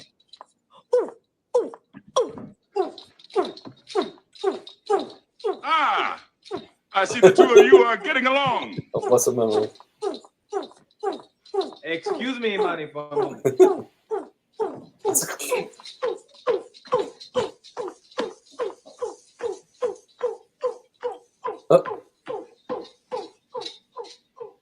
Fine girl, isn't she? Let's look at his face. Yeah, so that has literally the exact opposite of I what know. we were talking about. I know. Thanks I for know. everyone. I just wanted to sort of put on. It was entertaining though. But yes, but so just to spell it out, because I was using, kind of a metaphor with the music. So my brother is from a religion that these tribalists like Stu Peters and the like, right? They're Christian tribalists. And I'm not putting all Christians like that. I know Christians who are like, this is what I believe in. I'm okay with you believing what you believe in, as long as you're a good person. And that's exactly how I feel in the reciprocal. That's not reciprocal. Like, that's exactly how I feel about other people. Okay? You can be an atheist, you can be from other religions, but if you act right, if you have an intuitive connection to basic morality and to behave righteously and to help people rather than hurt them, okay, then you're going to be okay, according to the Torah, like according to the Jewish tradition. Everybody, see, we're taught in Torah that behavior, what you end up doing, is far more important than what you believe. Okay? So if you believe stuff that the Torah tradition doesn't agree with, okay, but you behave in a righteous way according to the basic morality as outlined, and many people do, then we believe as religious Jews that you guys are going to be okay. You understand? Like, because for a lot of reasons. Well, first of all, you didn't get a chance to study the Torah. God didn't give that opportunity to everyone, but he still cares about everyone, right? He's not looking to condemn the whole world just because they're not, they don't have a perfect doctrine according to the Torah tradition, right? Like we have our standard for what is the perfect view of reality and of God. So if your view differs from that you're not being condemned to hell. You're going to be okay as long as you do good to your fellow man. Okay? The people I'm talking about are the exact opposite. Okay? So these are Christian tribalists. They cannot tolerate the idea of anything else being good. Right? Their way, it must be the only way, it must be the only truth. And everything else must, by definition, be evil and rejected. And everyone else is literally going to hell and burning forever, for eternity. Agony, burning in eternal damnation, whatever, okay? If they don't believe exactly what we believe. These are Christian tribalists. There are Muslim tribalists. Okay? There are people who trance music tribalists. It's the same idea. There's people who will kill you if you're like a San Francisco 49ers fan, like if you're a Raiders fan, right? Like it's this fanaticism, right? That's where the word fan comes from, right? That it doesn't matter what it is that you're a fan of, right? You could be a sports fan, a fanatical sports fan who will do violence against other fans of other sports teams. Okay? You can be like that for, in religion. You could be like that for any other thing. Okay? It's not the religion that I'm emphasizing here. It's a certain type of human character. Okay? That is the problem. All right? And these are people who don't want to change their view. Sometimes they pretend to want to change their view, or they pretend to be capable, or they pretend to be open-minded. All the while, they're just mimicking. They know what a reasonable person looks like or behaves like, so they kind of mimic that. But in reality, they got their mind made up, and they're just trying to deal with this anomaly that my brother was to them. They can never believe or never accept that they were wrong about Jewish people. Okay? And so those are the people who kind of like surrounded him the most, because they felt that he was the biggest threat. Think about it. Think about tribalists who believe that Christianity, or their version of Christianity, is the right way, and everybody else will be damned for all eternity, right? And then they see somebody who threatens that narrative, right? So what are they going to do about him? Well, in the case of my brother, they can't attack him outright because he's clearly saving everyone's life. Like he's the only one who had the balls to try something and to go with it, and then to tell the whole world about it, and to save people's lives immediately with it, right? And he saved so many people's lives, you can't deny it. Folks, even on my little Twitter account, go to my Twitter account and go to that pinned tweet. Okay, which, would you mind doing that, by the way, because we can play the video that I promised that we would play about what my brother says, right? Yeah. And if you go through the comments, there are thousands of comments just on my little account, on that one posting. Thousands of people. Just where he talks about the your brother saved my whole family. Your brother saved my whole town. Your brother saved my whole country. Yeah. You could see it for yourself. Yeah, so let's watch this. This is why I'm showing my face in public, folks, to let people know about this. Please continue. So there's a class of viruses called single-stranded RNA viruses. And some of those viruses include all the COVID strains, COVID-19, influenza virus, RSV virus, Marburg virus, Ebola virus, hantavirus, and there are a few others. The point being is that they all are single-stranded RNA viruses that use the same common pathway in making copies of their genetic material. That's something called RNA-dependent RNA polymerase. That's what I've been talking about for the last 2 years in the context of COVID-19. But if we extrapolate that to think more broadly, then it's the same mechanism of treatment using zinc ionophores and zinc could inhibit all the strains of COVID-19, influenza virus, RSV virus, Ebola virus, Marburg virus, and hantavirus. This has tremendous amount of national security implications.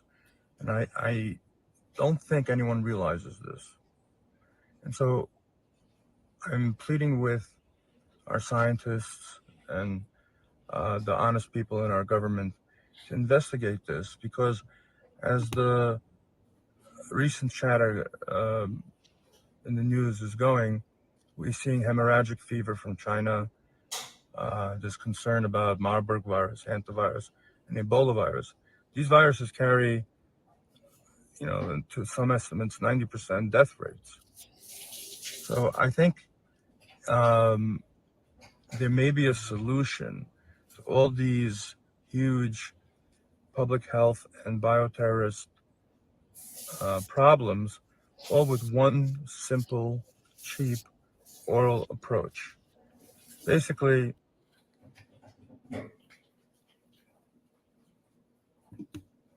That's it. Yeah. So it cuts off, but he doesn't add any new information. He just kind of slightly repeats something he said in much less detail, and then he ends the video. So that's why I'm and trying to be in public and whatever. That's my sole reason.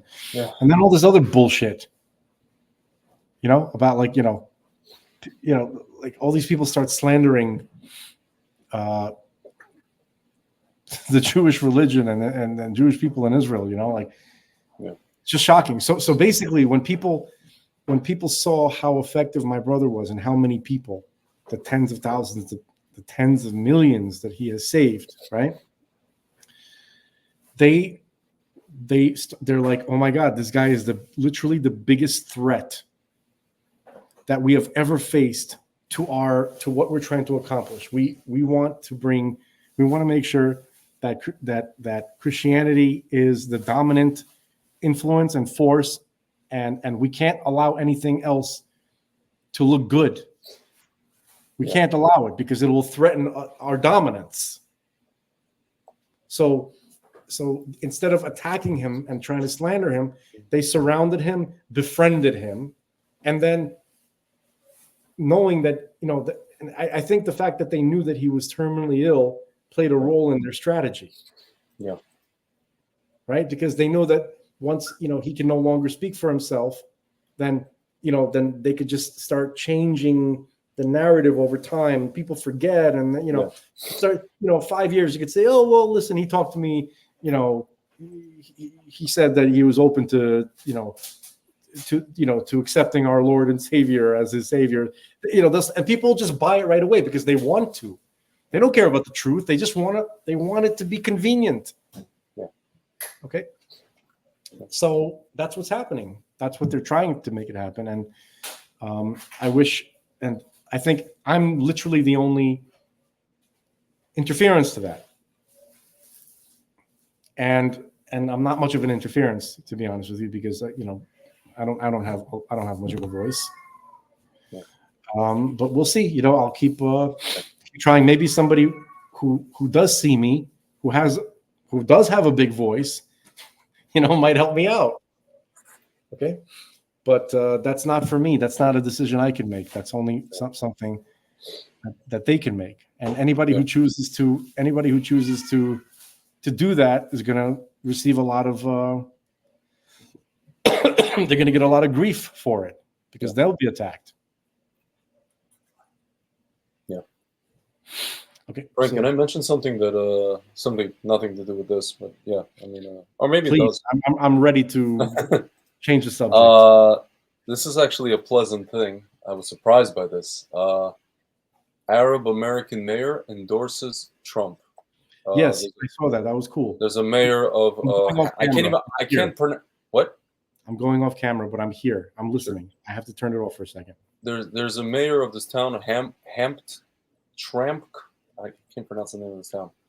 So I'm just going to read about the town. It's interesting, actually. In Michigan. Yes, in Michigan, near Detroit. Population 28,433. Interesting.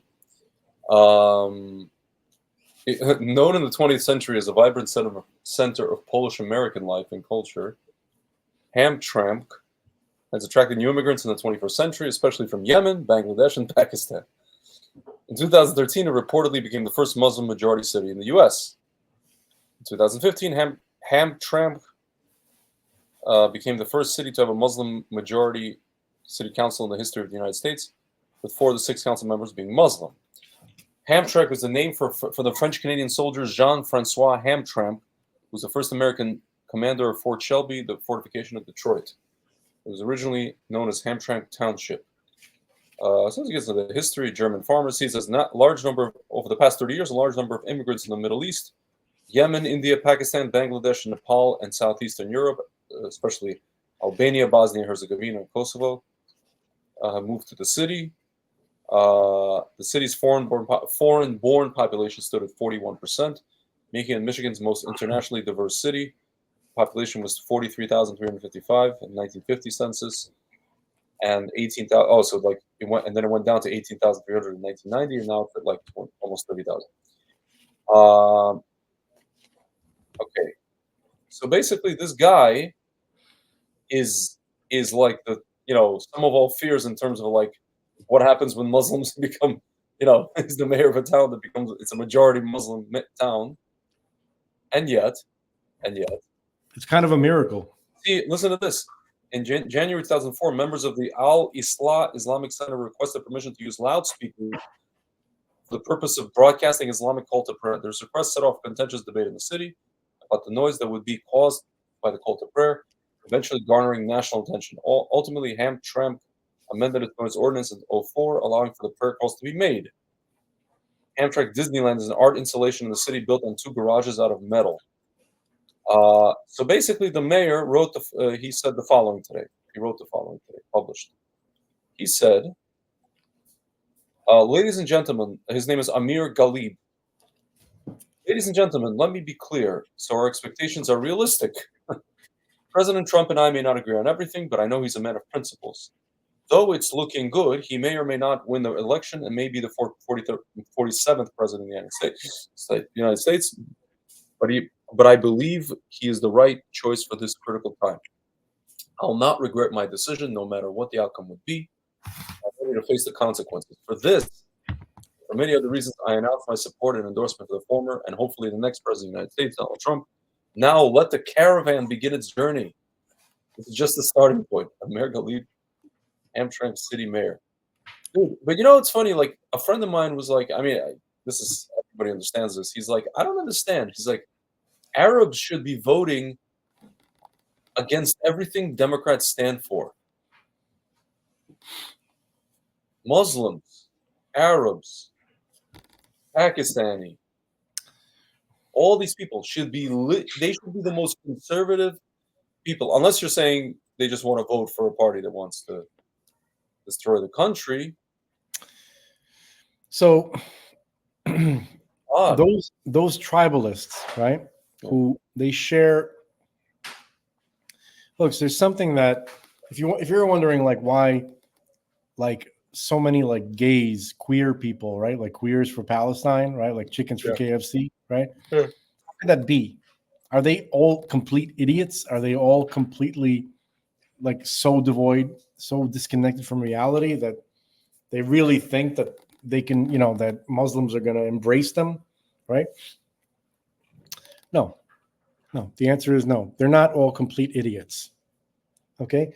There is something that is even more important to them that they share in common with the Muslims, with those particular, terrorist sympathizers and groups and that kind of Islam, which seems to be dominant, really. There's something that they share in common. There's something that leftists, commies, certain types of people with queer sexual preferences and all this kind of stuff, they all share something in common. They hate Jews.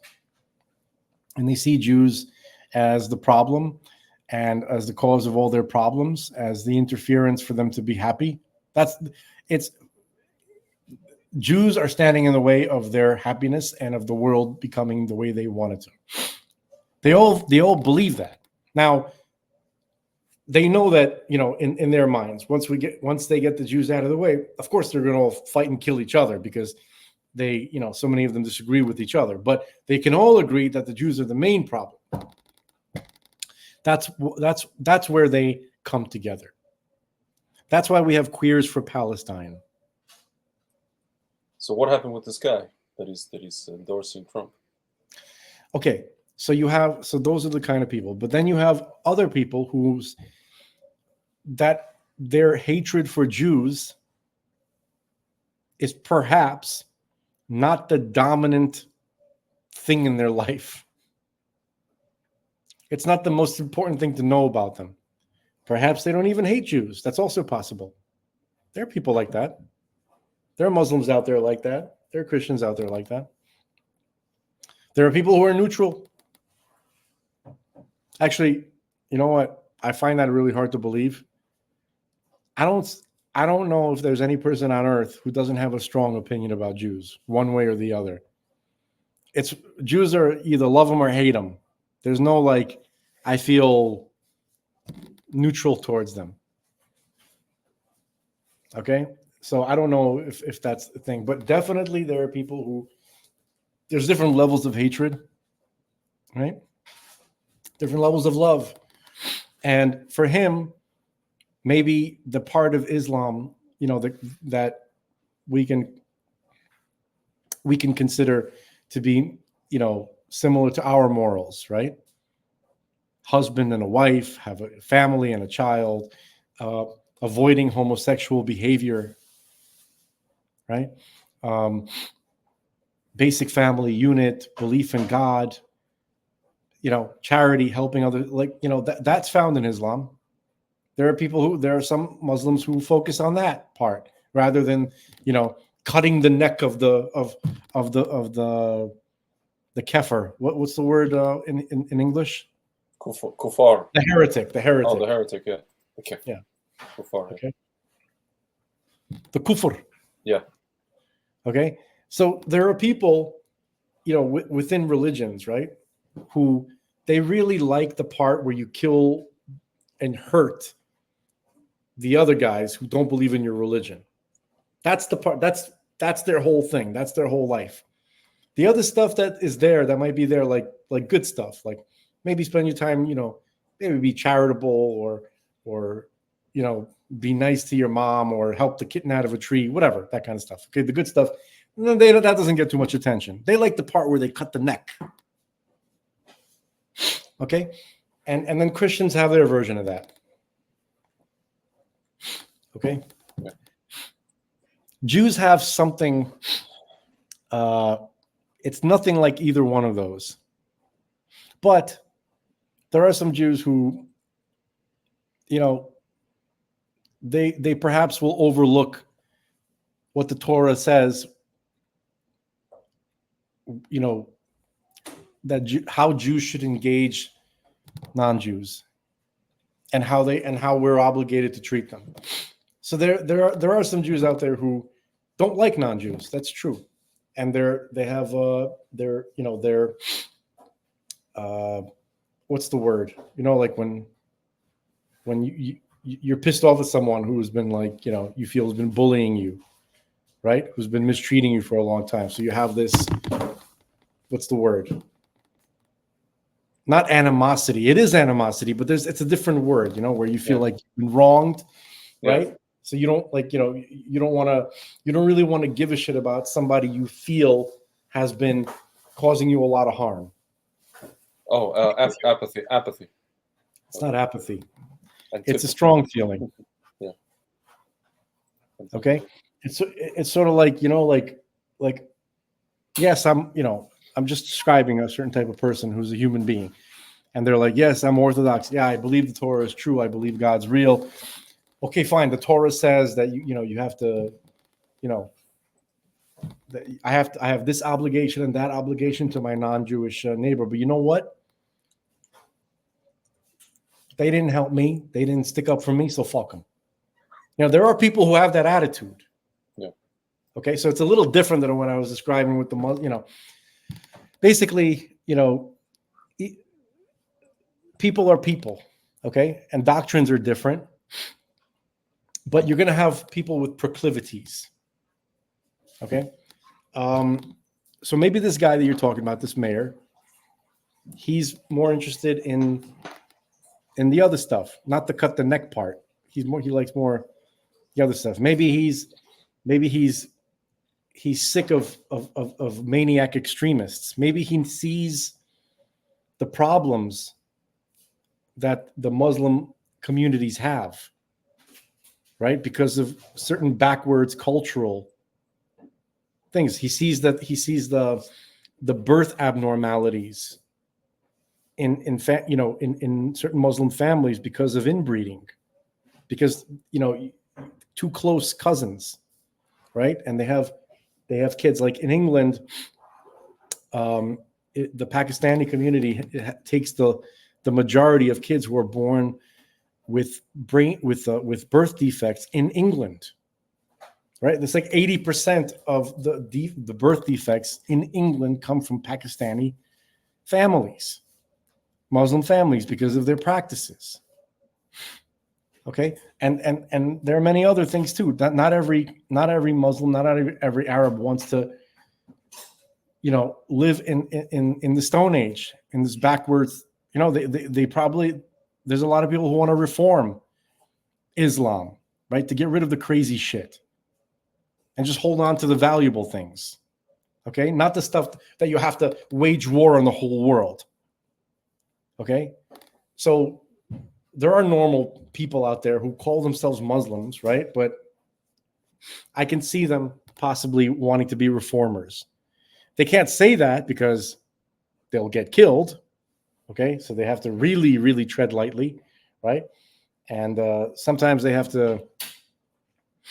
I don't know how a good person in the Islamic community can navigate that insanity,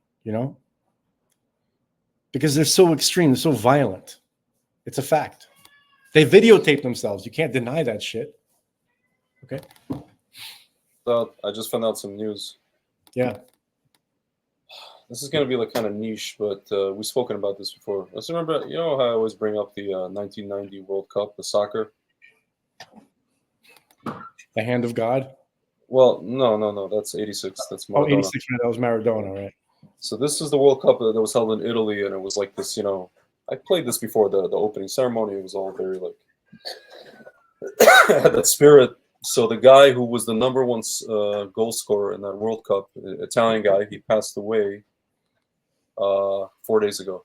I didn't know this, and he was Sicilian. And he, when he was chosen, you know how they treat Sicilians in Italy. They think they consider them like lower class, lower caste. They call, some people call them black. And he was chosen for the team, and everybody was just like, "This is a weird choice," Everybody in the country, and he ended up being the top scorer of the tournament, and they took third place. And he's a national hero, and he passed away. He's like, how old? Yeah.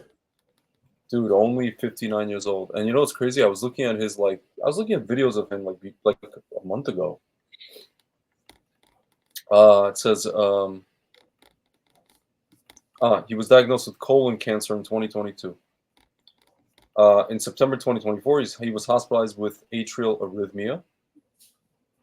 And it says Inter Milan led the tributes of Schillaci, because he played for Inter after he played for Messina, which is a club in Palermo in Sicily, and then he played for big teams, Juventus, Inter Milan. Yeah, led tributes stating he made an entire nation dream during the magic nights of Italia 90. It's like a coined term. The magic nights of Italia 90. Italy 1990. Yeah. Honestly, I think to me it was probably the best world. It was like just, you know what I'm talking about. I remember we came to America. I was like, I was 9 years old. Watching. This is the first World Cup I saw on television that I remember seeing. I don't remember watching the '86. When we were in Ukraine, but I remember watching this, and it was just like this. It was amazing. It was amazing.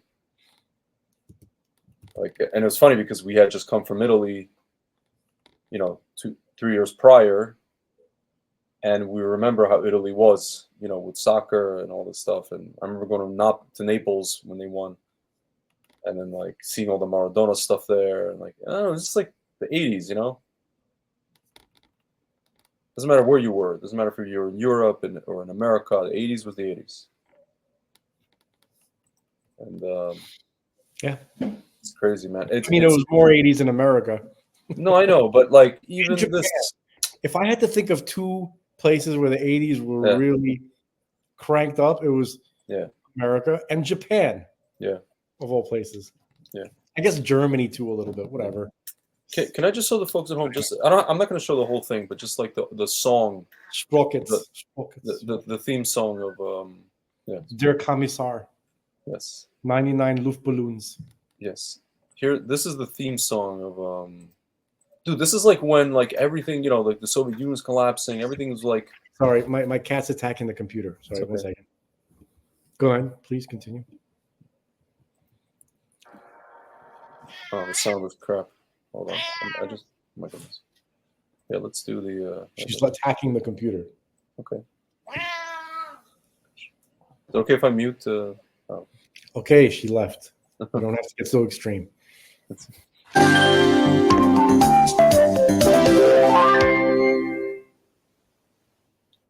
By the way, I just want to let you know, this whole thing was a production by this guy.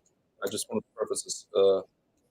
World Cup intro. Let's see.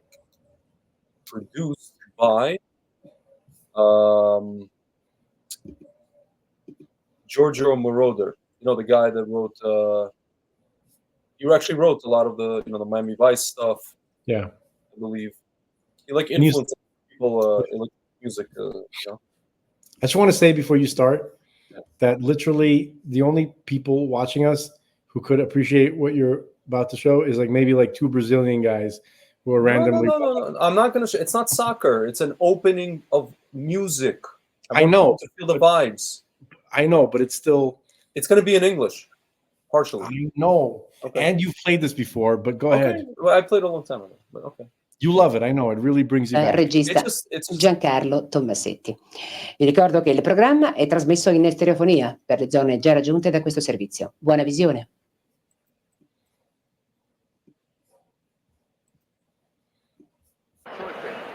Stiamo partendo, silenzio. Oh.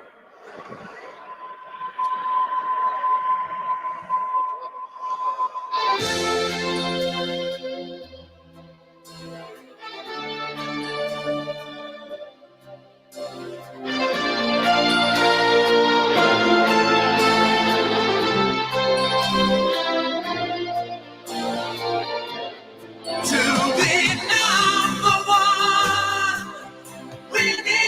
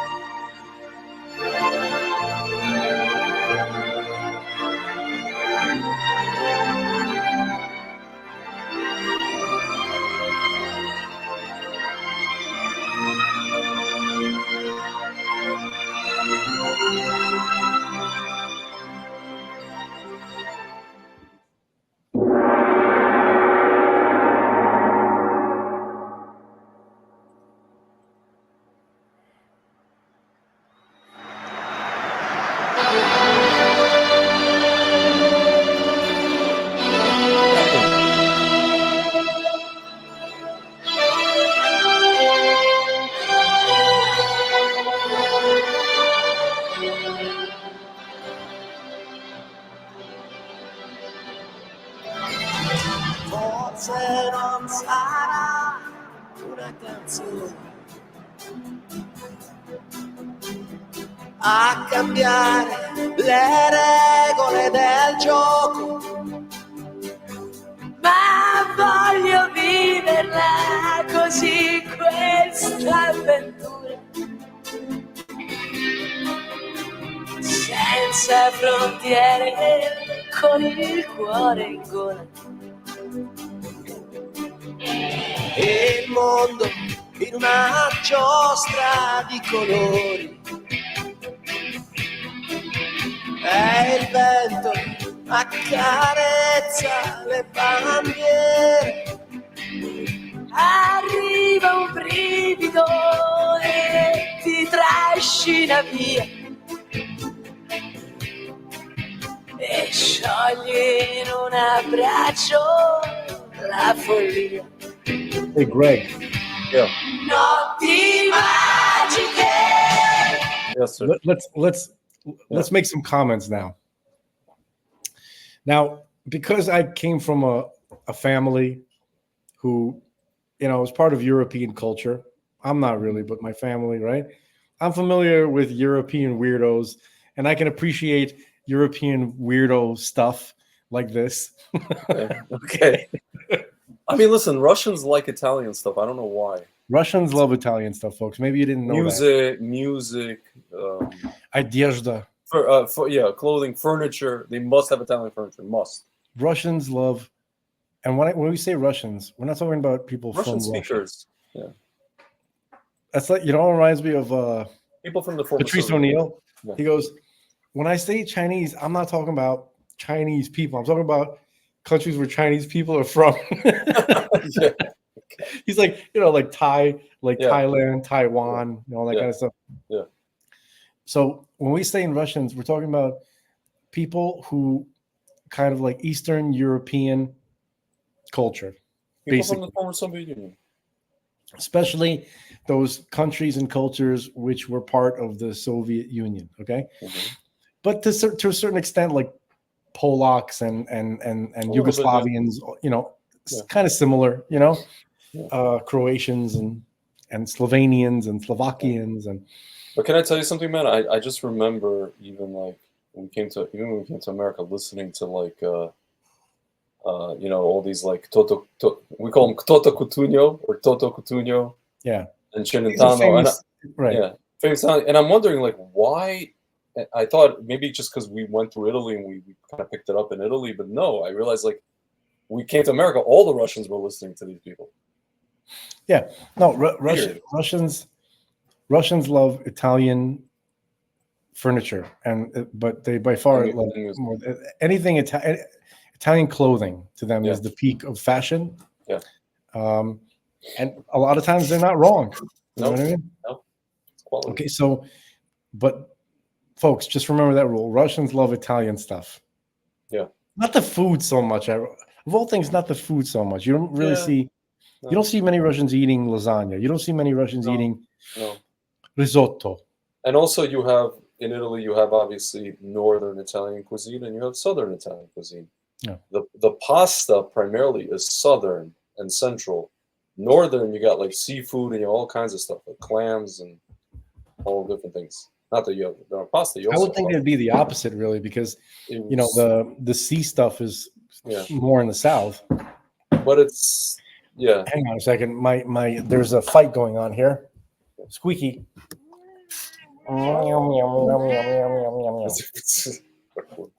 She just wants to be. Look, if there's a pile of laundry, she needs to be on top of it. Yeah. If there's a keyboard, she needs to be. She needs the high ground of any location. Yeah, of course. She's the alpha. Yeah. In this, among the cats in my house. Okay. Yeah. Don't look at me like that. Okay. Yes. The moral of the story is Russians love Italian stuff. Yeah. Okay. But we can kind of get, that early 90s feel from it. I see what you're talking about. It's not only the early 90s feel, it's dude, like you didn't. It was very positive. This whole opening ceremony was just like all the, these like whatever, they're like models, they're representing different countries. And you're just like, with the possible exception of probably the Arabs and Israel, which is an eternal mutual hatred, I'm thinking to myself, there's nobody in the stadium that hates. There's no countries that are about to like have a war with each other in the stadium. Meaning like let's say you're there and you don't know what's about to happen, right? Yeah. You're just like, my God, like that's it. We're here.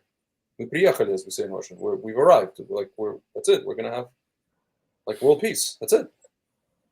The Soviet Union is collapsing, and that's it. Like, what else is there? What else is there to fight for? What else is there to? Why? Like, what? There's no other. It could have been. It could have been amazing, dude. I remember as a kid, I was just like, okay, that's it. We're chilling. Like, okay, so Reagan left, right, and then Bush became president, as vice president. I was like, okay. In my mind, it was kind of like a thing of like, okay, that's just like a natural thing. Okay, the guy who was his assistant became the president, or whatever. He was elected the president. And I'm like, okay, so like we could just like live our normal lives now, and then like Russia could be like normal. And then immediately you see like they elect this guy Yeltsin, and then you just see like I remember hearing from my parents, all this like, там воруют, there's like theft over there, and like people are stealing. I'm thinking to myself, why? Like as a kid, I never understood. I still don't. Maybe that's why I suck in business. I don't understand people who want power for its own sake. I can't relate to them. I don't have the microchip. But here's what you didn't understand as a kid. I still understand it. But you asked, why are the people stealing? It's the same people that were stealing in the first place. I understand. When the communist government fell, it was the same people who ended up in charge. Correct. It was the KGB leaders who were the leaders of the KGB became the leaders of the FSB. Well, I didn't know and that. so on and so forth. Yeah. No. So I'm a 10-year-old kid, and I'm thinking, okay, this thing collapses, right? And I'm thinking, okay, so maybe, just maybe, these people can now, like, I didn't understand that, like, hey, you can't just like let's make a government that's a copy of the that successful thing across the pond. That doesn't happen, because if the people aren't, again, I'm a 10-year-old kid, so people aren't ready for it, then it's not going to happen. It's just going to be, just an offshoot or a residue of what was. A residue, right. And not only that, I didn't realize it was the same people who are going to stay in power. If they're deposed, in my mind, I was like, if they're deposed, then they got to get Why would they give up their power? No, meaning they got to pack their shit, Skippy, and get the hell out of the country. They basically got a memo. Everybody got a memo. They're like, oh, no, we're changing our flag and uniforms. Okay. Oh, we're saying this now rather than that. Okay. I mean, we can steal more now without as much scrutiny. Fantastic, folks. It's not like they said, all right, let's give these other guys a chance. Yeah. No, it was just when I started hearing about that, but then I realized I was like, in a second I realized I remember looking at all the, people that I knew, or the Russians that I would see, like, we lived in Brooklyn, and it didn't surprise me, because I was just kind of like, yeah, these people are not ready for democracy. They're not ready for. Dude, that there's like, even today, my mom complained. You know what she's complaining about the last few months, besides Kamala? All these Russian speakers that she knows who are like down on Trump, meaning they don't like Kamala. They want, obviously they want Trump to win, but they're like, he's screwing up. Он уже проиграл. They're being so cynical. He already lost. He made this mistake. He went over here. Why did he do this debate? Why did he do this? They're literally sitting around and just, they literally think, it's all over. So I tell my mother, I'm like, if these people think it's all over, why are they still here? They're gonna sit, and they're just gonna, and she's like, yeah, I'm gonna say this in Russian and then I'll translate. She goes, да, они совки, и они будут здесь сидеть и смотреть, как Америка, turns into совок, and they'll put up with it, they'll deal with it. These people are Soviets, like they're Soviet, like style people. They have a mind of a person who's like ancient, Mitzrayim, ancient Egypt. So, of a Soviet person, and they're gonna suck it up, and Kamal's gonna be the president. And they're gonna go down with the ship. And I'm like, first, yeah. No, I was just going to say that, just to add to what you're saying, that in Brooklyn, New York, and similar places, mostly Brooklyn, New York, you had these kind of projects, just like the projects that you would see in many cities, LA, Detroit. And Russians many Russians would end up living in these projects, and it would be pretty similar to how they lived in Russia in the communism. Similar looking buildings, little windows, little squares, like exposed gray brick. You know what I mean? Like it has that same look, and they recognize it, and it looks familiar to them because it is the same shit. It's exactly the same shit. It's the communist part of America. That's what the projects are. That's what food stamps are. That's what the whole government. So, Frank's frozen. Mr. Frank, you're frozen. Hello. Frank started talking about the Communist Party of America, and he froze. Hey, Frank, I missed the last, I don't know, 2 minutes. What was the last thing you heard? The Communist Part of America, the food Yeah, stamps. that's the projects of the Communist Part of America. Okay, Yeah. Some projects are a little better than other projects. Yeah. It's the same stuff that they were used to in Russia. They're like, okay, now we did it in Russia. Now we did it in America. They settled into it. It's familiar to them. They don't know what America's about. Yeah. They just think there's more benefits. Yeah. There are Russians who that was the extent of their consciousness. Of the point of living in America. They never heard of John Locke. Yeah. Okay. Adam Smith. Well, you know what's never interesting, read the Frank? Federalist Papers. They don't know the Constitution. They don't understand the principles. Well, I wish they did. Frank, you know what's interesting though, to what you're saying, and it's something I told my parents a number of times recently. Here I am, a kid. Where we lived, we didn't have the drab architecture. Where we lived in a place called Lvov, westernmost part of Ukraine. It used to be part of Austria and Hungary. Because that city wasn't built by the Soviets. It wasn't built by the Soviets. So imagine now I'm a kid, and around me is this ostensibly is a beautiful city, nice city, happy childhood, and I'm whisked away. And what is the first place we land? Literally, where they film Coming to America. My uncle lived in Flushing in the 80s. Like Flushing, Queens. In end of 1987, and I'm just like, where the hell am I? I literally was like, brick buildings, and I'm just like, this is, and I literally have the mind of a kid. I'm just like, I go to my parents, I'm like, this is America. This is America. I'm sorry, it looks like crap. It looked like crap. I can't characterize it any other way. It looked. Where we looked like crap in Flushing, Queens. Where we moved to in Jersey was nice.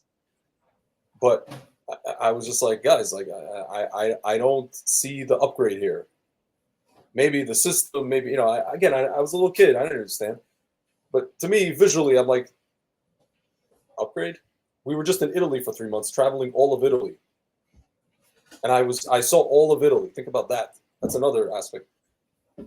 And you get to Queens, and I'm just like, and then I saw Coming to America. I was like, yeah, sounds about right. When it comes out, he's like, good morning, neighbors, and he's like, F you. Yes, F you too. Yes. I was like, yeah, sounds about right. Oh man, it was just, but like, I don't know. My parents never had that mentality. They really wanted to, at least as much as possible, they wanted to kind of take on, Americanism or whatever, however you characterize that. I remember, like, as a kid, I was the one that, watched, I was watching all the different sports that I'd never seen in my life, like baseball and football. And I picked up the rules fairly quickly. And I remember I was the one that was like, my father kept asking me endless questions about why does this guy do. He's like, why does he do this? Why does he swing like this before he swing? I'm like, I don't know. Why does he run like this back 7 yards and then he throw? Why does he just throw? I'm like, endless, and like months and years of questions about sports that I just learned. It wouldn't have been necessary if you just learned the damn rules and explained it to him. No, I did learn the rules, but no, he was asking me about the nuances of like the movements of why these guys were doing the movements and like their, you know, why is this guy what is he chewing? What is this guy chewing? Что он жует? You know, tobacco. It's tobacco. Почему? Why? Why does he need to chew tobacco? What's wrong with him? He looks like an idiot. This kind of stuff. I don't know. It was just funny. Like as a kid, like come to a new country and you're trying to figure out for yourself what's going on, and your parents are like asking you stuff, and then it's just weird. The whole thing is weird. Immigration. Frank can't relate. Frank was born in America.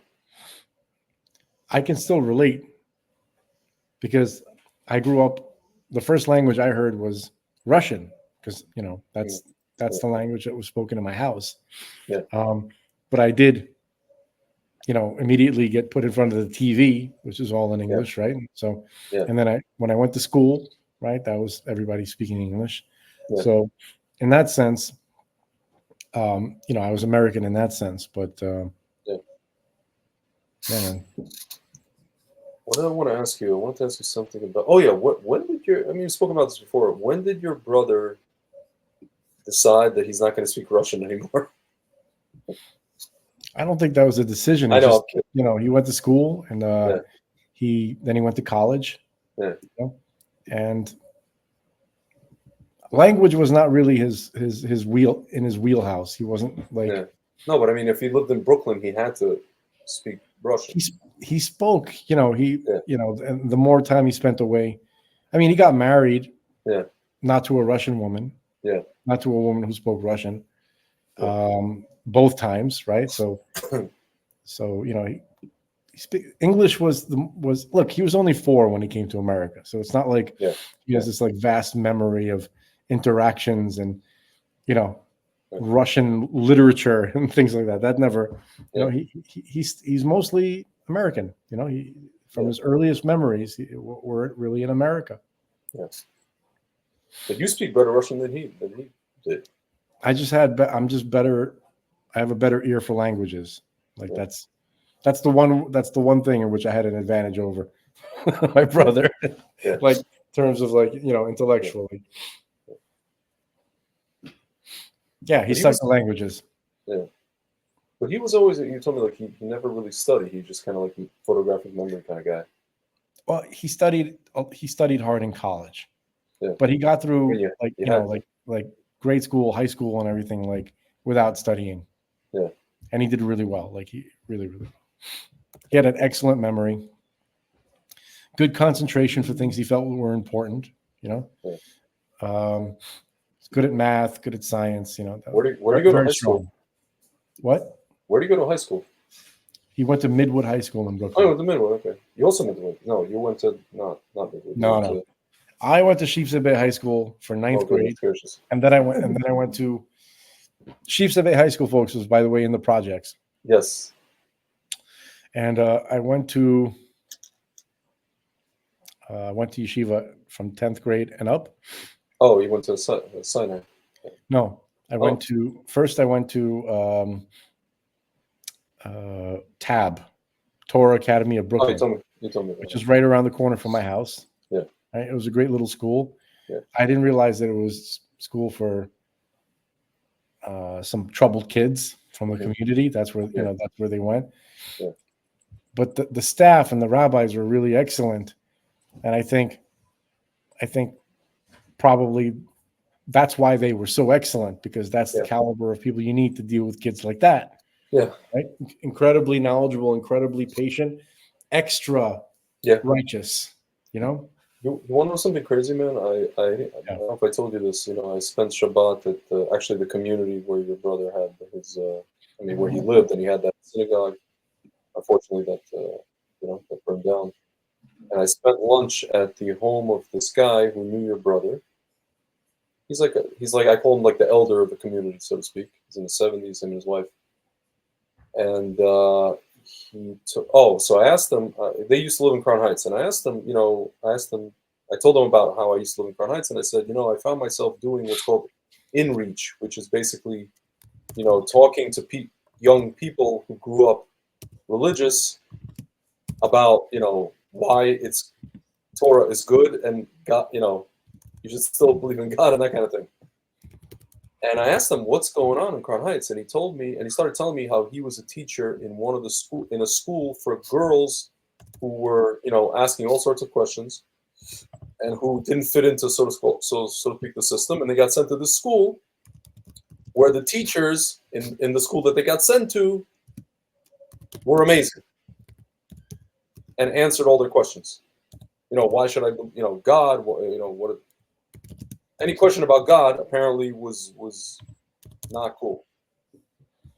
In a community that you would think, when you go to your local Chabad house, that's the whole point of the Chabad house in your local town.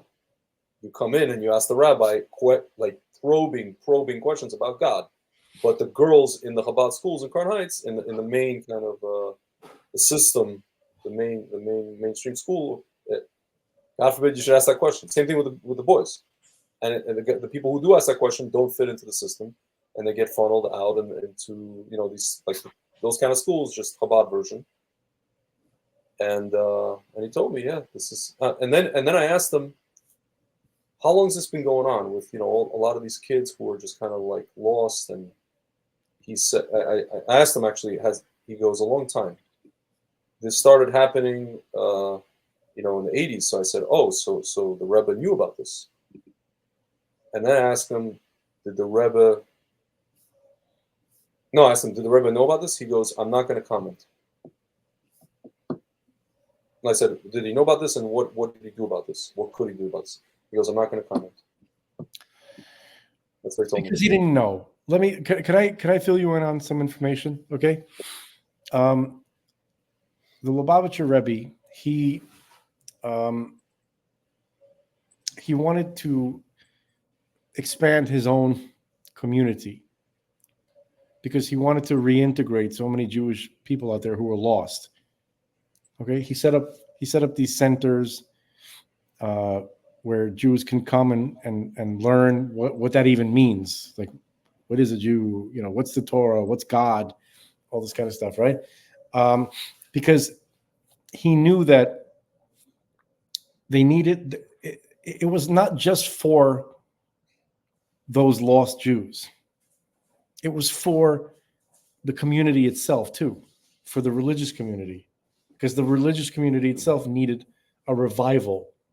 It needed new life. It needed people who were not just there culturally, but were there in their heart. You understand? They were there willingly. They were passionate about it. They asked questions, and they really wanted to know. And the more you want to know, that means you're getting more and more intimate in your relationship with God. Right? People who are just kind of like, I'm doing because my grandfather did it, and they don't ask questions, and they're kind of lukewarm in their, that's what passed for like normal. That happened mainly in America, after World War II, right? The Jewish communities that survived World War II, the religious ones, right? They were kind of not most people, but there was a significant amount of people who were just kind of like content to do things by rote, not think, just get through, not be overly curious, kind of like, let God, be in the godly realm, and, I'll just do here. I don't want to think about it. I don't want to get into it. Let's just do it. That's not the ideal. Okay, to put it mildly, for the way Torah tells us to be. So one of the reasons why the Lubavitcher Rebbe realized it was so important to go and bring Jews back saw that the passion and the was lacking in his own community. Okay, so it was not just to, again, it was not just to save those lost Jews. It was to save his own community. He saw that it was crucial of both. Okay, that people, that the minds. Your internet is skipping again. So, what's the last thing you heard? No, I hear it. It's just breaking up. So, the minds of the people in the community, right? The ones who grew up, in many cases, not in most, but in too many cases, pudgy. They were like stiff. It was like frozen, in a sense. Now, kids who had some spirit, who had intelligence, who had questions, they didn't really have a place to go, because the schools were, in some cases,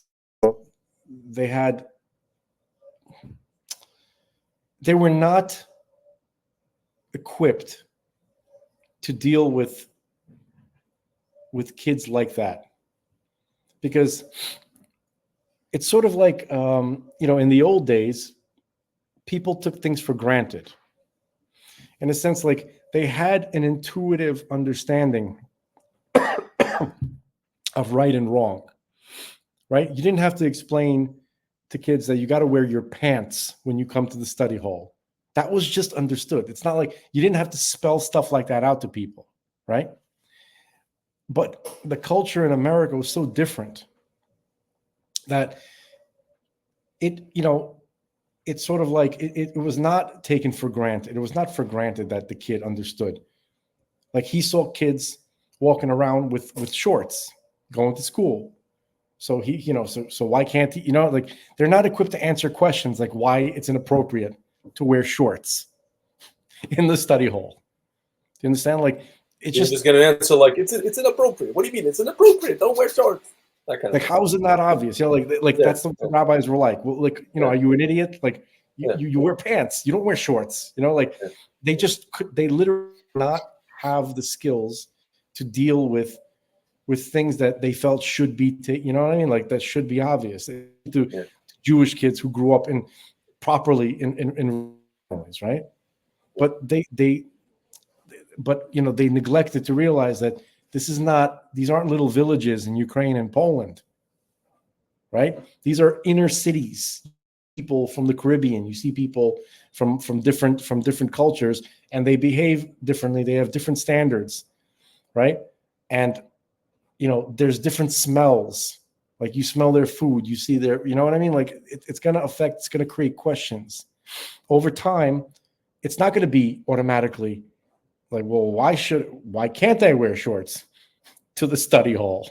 Instead, I'm just giving you, I'm telling you the pants thing because it's something that I personally saw. There's a kid who, when I was in yeshiva, there was a kid in Israel who, when you're sitting in the study hall, you have to wear a white button-down shirt and black pants.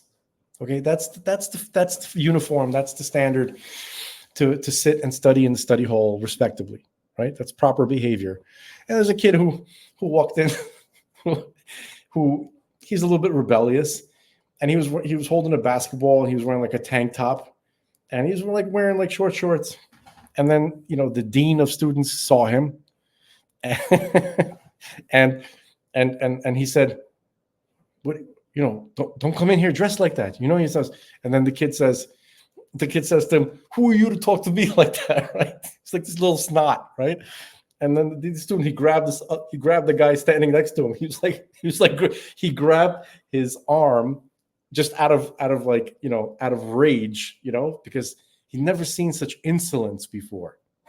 And so that's not something that these rabbis were equipped to deal with. They never seen that before. They come to these shit cultures, right? Of disrespect, of arrogance and stuff like that. And, you know, they can't deal with it. So that's why when you have a kid who is disrespectful and is behaving badly, but they have questions. Why? Because they have questions that this rabbi doesn't know how to answer.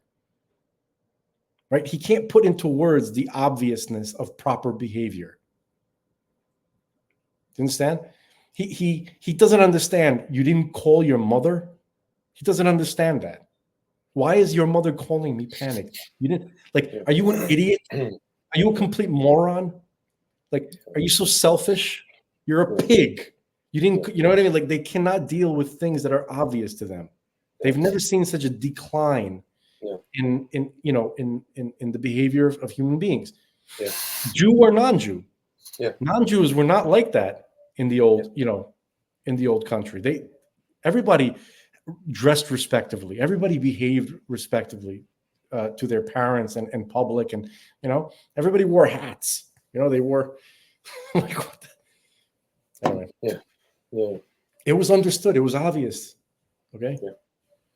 Yeah, it's interesting. No, I realized. When I realized nothing's obvious when, again, I think I mentioned this when I first stepped foot in yeshiva in Jerusalem, and you had guys, all these different guys from all over America, all over really the world, but primarily I noticed it with the American guys who were from all over America, different parts of America, who didn't grow up religious, grew up and then became religious later in life. And I noticed that I was looking at them and I'm just like, I wanted to line all of them up and be like, were you guys raised by wolves? Like I literally noticed they had no manners.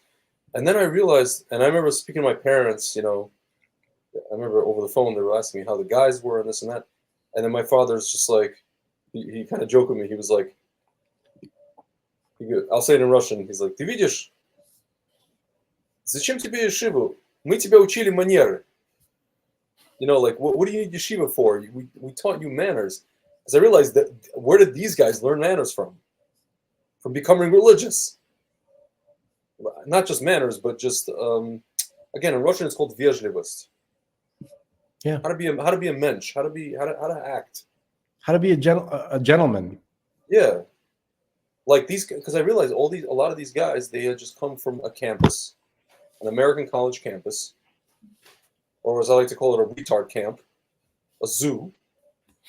I remember speaking to this one guy, actually a well-to-do guy from Boston, still a friend of mine, and I asked him, like, how did you become religious, this and that, and he told me, he's like, I went away to school, to one of these, schools that had a nice, healthy party scene, what you call, dorms and all that stuff, and he goes, I remember asking myself after like a couple of years of experiencing certain things, witnessing certain things, I asked myself, is this what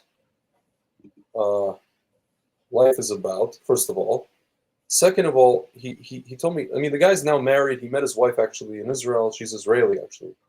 After he did the army, he made Aliyah, but before that, he couldn't understand. Like even 21, 22 years old, he wanted to get married. He wanted to meet somebody in college, right? It was explained to him, by his parents that you would meet somebody in college. You would marry the person you met in college. And he goes, I thought to myself, after seeing these parties, who am I going to meet in college? A call girl? Or a girl who acts like one? Who am I going to meet in college? I remember last week I saw some video that some girl posted on whatever, I don't know, TikTok, I don't know, one of those things where she was talking about her. Have you heard of body count? Do you know what that is? Of course. Yeah. I thought body count and how many people you killed when you were a sniper in the war. Yeah. I was wrong. No, the funny.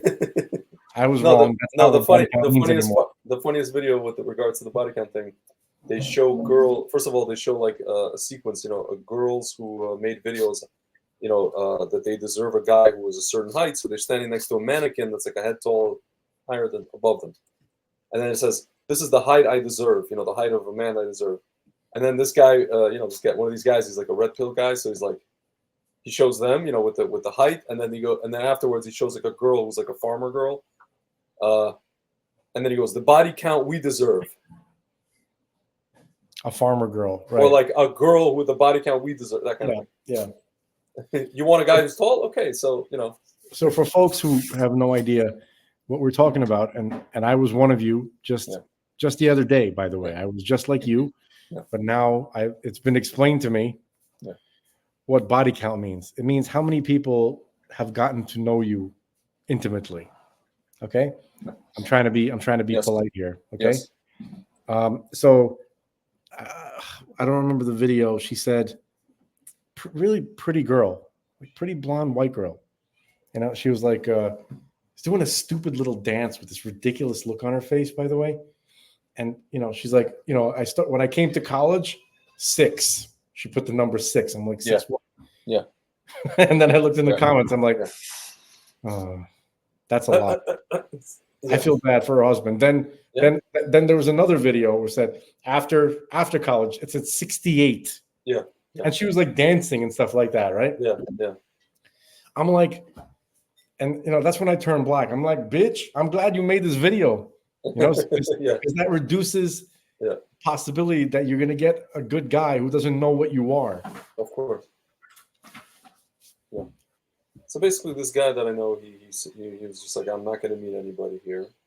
And then she kind of looked like that blonde girl who called me a Nazi. Oh, well, yeah. She had a very similar. Maybe it was her. Yeah. In fact. Yeah, it might have been. It wasn't her. Probably not her. Those girls. That girl probably has a 500 body count by now. Either 500 or 0. One of the two. No, so this guy made Aliyah. I mean, he moved to Israel. He went to yeshiva, and then it's interesting because in yeshiva he told me that he also had a kind of a culture shock because he didn't, and then he kind of started acclimating to the, what we call the Israeli, religious Zionist segment of society, which he didn't grow up in. So he was like a mix of like America, college campus with that, and again, like, he was not taught how to, I don't know, behave. It was just weird to me. Look, you and I, we grew up in like Russian society, Russian-speaking society, and even though in America, but still, there's a certain standard of how you behave as a person. And it was just shocking to me. I was just like, are these all American young kids like this? Like in their early 20s, mid 20s? Like, what's going on? Not all, but it was like, and not even most, but way too many. It was a lot. It was crazy. Yeah, it was crazy. And on top of that, it was like, I was shown this kind of idyllic picture of what a religious person is supposed to be, and I was in a building full of guys who were like, they were trying to be too religious for their own good, kind of thing. It was a competition of who's more religious, but the character traits were not. The character traits or the progression of character traits was not commensurate with religious growth. If that makes any sense. Yeah. And it was just very like, I remember like these guys, they were like so, strict on this and strict on that. And I wanted to come up to them. I'm like, dude, if only you were as strict and not acting like a dick as you are on halacha, the world would be a better place. Or as you're on kosher, or as you're on this, on that, making a blessing here, it was just odd. I was just like, what's going on, man? And then, of course, later I learned the whole thing of, in Hebrew it's called derech eretz, it's called Torah, like, I know, but the folks at home have no idea what the hell you're talking about. How you behave comes before the Torah, and it was, I don't know. I'm not sure if that's the exact translation. Derech eretz, like derech, folks. Derech eretz, it literally translates as the way of the land. The way of the land, but it's the way to operate on Earth. Correct. The way of the correct way that people should go about doing things. Yeah. It's really just proper etiquette. Yeah. That's what Derek Harris Yeah. is generally talking about. So, Yeah. can I read you this interaction? This is just an example. Sure. I don't want to go back to like the whole thing, people and my brother and all this kind of stuff. Yeah, it looked like you were clickety clacking away there. It's just this is something that you usually do, and I usually complain at you about it. So I apologize. It's a role reversal day, I suppose. Sorry. But hold on. So, okay. That explosion was a result of the weapons that Hezbollah had and were intending to deploy against Israel. Okay. Wow, this sack of shit blocked me. Man, I really need to get off. I need to get off Twitter. I think it's probably, run its course. Like, I'm not gonna have like everybody who's seen my stuff. That's it. I'm probably not gonna reach any more people, right? Like, or am I just annoyed and I want to take a break? I don't know. I don't know what the right thing to do is. Basically, when I post, are you with me, Greg?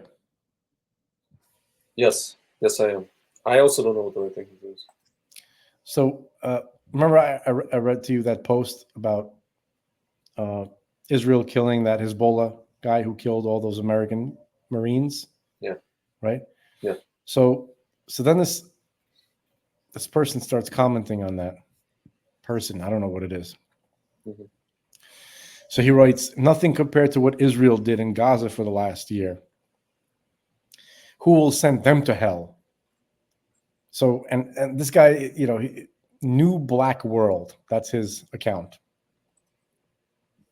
Yeah. And it's like, there's no picture, there's no nothing. So I write, how come lying, cowardly creatures like you always hide behind stupid fake names? All right, that's a rhetorical question. I know why. Right. So I shouldn't have engaged them. I'm an idiot. I slip up. So it might be a Russian bot, but yeah. so it's entirely possible. So he writes, now this is a cowardly creatures lying to the world. As far as, because the way he writes, it sounds like somebody who does English. Right. So as far as you are concerned, you name may be real, but you are inhuman supporting current genocide Israel. Okay. So you will meet your maker and it may not be the chosen one to like it. Fucking idiot. Okay. So, and then he puts a video of Israel dropped this bomb on Lebanon. Imagine the scale of the other explosives and their devastating impact on the children of Gaza. Mm-hmm. So, did you see that video of that giant explosion in Lebanon? Yes. Okay. So, I'm sure many of you have seen that. And folks, there's been other explosions like that in Lebanon. And those explosions came from weapons depots that Hezbollah is stockpiling in Lebanon to use against Israel. It's just a warehouse, an underground chamber, just filled with like Tomahawk missiles and Scud missiles and all sorts of explosive drones, right? So when Israel finds out where they're storing one of those, they hit it because otherwise it will be used against Israel. Okay. So anyway, this is what he's saying because, like, who's that idiot? Stu Peters. He's like, did Israel just nuke Lebanon? Remember? Like, so anyway, I respond to this idiot, New Black World, whatever. I was like, every breath you take is a lie. He goes, I know you are, but what am I? No, he actually said was, no, I know. Now I know for sure what you are. Folks, this is a particularly stupid example of a type of conversation I have with already stupid people. But anyway, I don't know why I'm speaking to this person as if they're, normal. But all right, I'm a person who tells the truth and doesn't hide behind false names, and I'm not afraid to show my face. You are the exact opposite. And here's why I'm reading this to you. Here's the point. He writes, it's not your face that is troublesome. It's your heart. My hope is that your genes are mutated as I respected your brother. I don't want to believe it was misplaced. So I wrote to him, you're the biggest sack of shit I've spoken to today, and that's really saying something. My brother would have hated your cowardly guts. Now take a hike. Okay? And then he writes RIH, which I don't even know what that means, but I assume it has something to do with hell. Okay. Yeah. That's the state of the world. Dude, I don't know. It's just, So UFOs, huh? Yeah, sure. So what do you think about this thing that I said? Did I mention it in the last episode about the That's how I changed the subject, folks. the whole 2027 thing? You know how I brought it up to you, meaning what Rabbi Weisberg says about 2027. Okay. And then, the whole thing with, what's the name of that guy? Ramirez? Yeah. John Ramirez, and he says that, there's all this stuff going to be revealed. That, I believe it was I who brought it up, Greg. No, you brought up, no, but I made it, I over the phone, I told you, do you think that maybe there's like a covert battle between Mashiach and these things, and it's going to be out in the open in a couple of years? Right now, everything we're seeing in current events is part of a covert battle between these dark forces, between literally these demons or shadim or whatever they are, and Mashiach himself, which is precisely why we are getting results in Israel, but it's taking forever. We are getting results. We're not getting results. You're on something. You know what I'm saying? Yeah. So let me respond and also fill in some of the people who don't know what the hell we're talking about. Yeah. So we actually started on this topic, these discussions. Okay. We took a break for quite a while, and now we're kind of back on it. I think it has something to do with somebody who sounds a lot like Shmu Shmelazando. Yes. Okay. So I've been wanting to bring back the Shmovid and the Schmousy. Yes. Because that amused me. That was, but anyway. Schmab, cotton swab. Yeah. So let me see, folks. Okay, so we were talking about when we started these conversations, we were talking about how things didn't make any sense during COVID. It seemed like the whole world was under a spell. No one was behaving rationally. Almost no one. And you couldn't talk sense to them.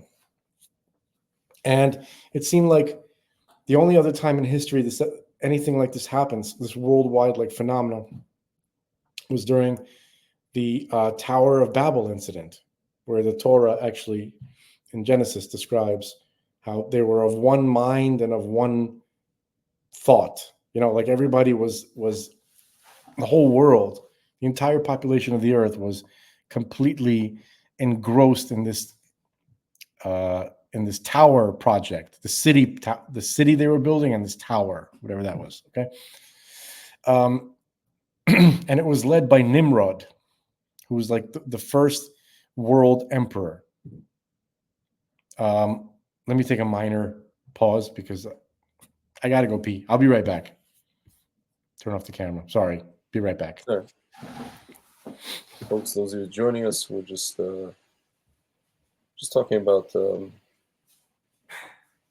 guess, the situation in Israel and just how it's not just Israel, but all over the world, how it's a manifestation of, things that are happening in the spiritual world, and how it's entirely possible that in a very short period of time, things would be revealed in that things that are concealed in that realm could be revealed. But right now, everything we're seeing is just a geopolitical manifestation of something that's going on spiritual. But we're talking about something specific, which is basically the conversation with what people. There you go. Exactly. Those beings sound kind of like that. Frank's gonna get insulted if he hears me. Let me mute that for a second. So Yeah, it's these what people think are these extraterrestrial beings, which are not actually extraterrestrials. They are from another dimension. Let's put it that way. And there's a gentleman who was talking about the fact that their information might be revealed in a couple of years. So yeah, I didn't hear everything you said, but I kind of get the drift to where to what you're talking about. But just to go back to the Tower of Babel thing for a second.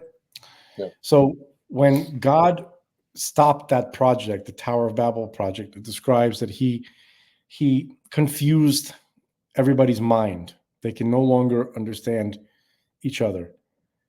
So we have a tradition that he sent angels to affect the minds of every person on earth. Okay. So they can no longer speak the same language. That means they could no longer collaborate and work together in unity on that particular project, which was anti-God. So it seemed like that's what was happening during COVID, where it seemed like angels came and just like they did something to everybody's brain on earth, like almost everybody. Okay. And, we're wondering like, well, what's going on? Like, why would this happen? Right. And so that led us to talking about the effect that the ministering angels, this is something that we have in the Jewish tradition, this idea of ministering angels. That means like every original nation that the Bible speaks about, right, which are all kind of intermixed nowadays. Like we don't really know who the Jebusites are anymore. We don't know exactly who, the some other, the whatever, the Raphaites are anymore. Like all these different nations, each one of these nations had their own specific ministering angel that was guiding them. They worshipped those angels as gods, right? They didn't recognize that these angels are just working for the creator of the universe, right? But so we have this idea of these ministering angels, and we also know that they would war with each other. And the question arises, well, how could angels war with each other? Aren't they all just doing what God told them to do? And the answer is yes, they are. Except each angel has their own way of doing that. And sometimes those ways can seemingly contradict or conflict with the other angels' ways of trying to complete the same goal. Okay. Which opens up other questions like, angels have like that much like space to work. I thought everything was completely coordinated and everybody's on the same page and everybody's doing God's work. Apparently it's not that simple, folks. Okay. And they're described as bucking rams. Like it's specifically this class of angels, which are in a sense, you could think of each one of these angels as like the king of their nation, but on the spiritual plane. Okay. And so when angels are fighting each other, that eventually reverberates to the nations that those angels are connected to. So if two angels are fighting up here, over some period of time, it works its way down to the earthly realm, and then those two nations can go to war because their angels were fighting. Okay, it's not. I don't think it's an immediate effect, but it's something that happens, as a result of over time. Okay, so it's a very complex discussion, subject matter, which I'm certainly not qualified to get into the details. We just know these general ideas, So, and then we started to have discussions about stuff that was in the news, like that UFO stuff. Like in 2017, they started in mainstream media, like what was considered mainstream, CNN, Fox, all those bullshit, that's considered respectable or legitimate or whatever, right? All of them, like Tucker Carlson, people like that, they started having these Pentagon whistleblowers come on their shows, like Lou Elizondo. He's the most famous. He was the first big Pentagon sort of kind of whistleblowers, right? Who's saying that he ran a Pentagon program which was funded by Harry Reid and a Republican. I forgot his name. Harry Reid, the senator, the Senate Majority Leader, senator from Nevada, right, Democrat. And he's like, and Lou Elizondo ran the program, and we investigated UFOs, interactions with our Navy and Air Force pilots and nuclear missile launch officers and many other military servicemen. And yes, they're real. And we're not alone, and all this kind of, he kept saying all this kind of stuff, right? And he was like on literally in every show. And now he's on every show again. That's why, so because he published a book, and there's supposed to be some kind of legislation, and there's supposed to be new whistleblowers who are coming. Since Lou Elizondo, a big whistleblower who came forth was a guy named David Grush, who was a very high-level Air Force intelligence official who reported directly to the president and briefed the president on intelligence stuff. He was all the way on the top of he came forward and says, yeah, I spoke to people in these legacy programs who, worked for the government and government contractors who are studying materials from these objects, who have seen, who have literally interacted with the biological material, meaning the alien bodies or whatever the hell they are. Okay. And then you have Air Force pilots who have come, and they speak about the Nimitz incident in 2004, right? The most famous person associated with that incident was a Top Gun Navy pilot named David Fravor, okay? Where he's talking about the Tic Tac incident. And there were videos that were released because of that. And you have these little objects behaving in ways that our understanding of physics cannot explain. The videos are not the best, but people who understand what's happening in those videos understand that that's nothing we know can move like that conventionally. Okay, the speeds these things accelerate, they caught these things on radar from many different angles. They have them in space, like a fleet of them in space, 80,000 feet up, and then they're on the surface of the ocean, like 50 feet over the surface, in less than a second. So people who understand physics understand that can't happen. That the energy, the friction, it would sound like I don't know, like a mushroom cloud. Like that's the sound that an object of that size moving at that rate and interacting with the gases of the earth and all these other kind of forces, it would cause an explosion. But these objects were silent, so nobody could understand how the hell these things were moving around. Okay, so that's the quick summary of the last 7 years of news, right?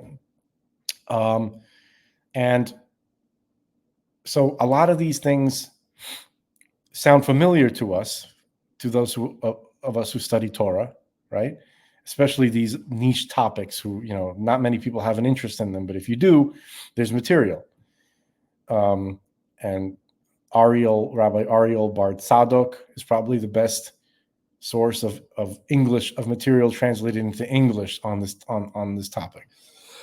A lot of these things that they're describing sound like what we call Shedim and Malachim. So that's angels and this other kind of creature, which is really something in between an angel and a human being.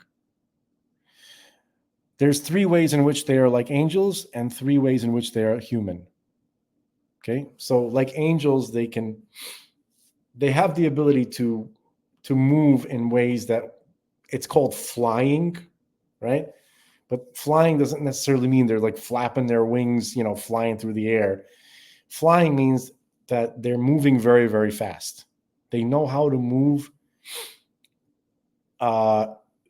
through in ways that the same way that angels can go from dimension to dimension from point B without going in a straight line. Like they understand things that they have access to aspects of reality that which we don't.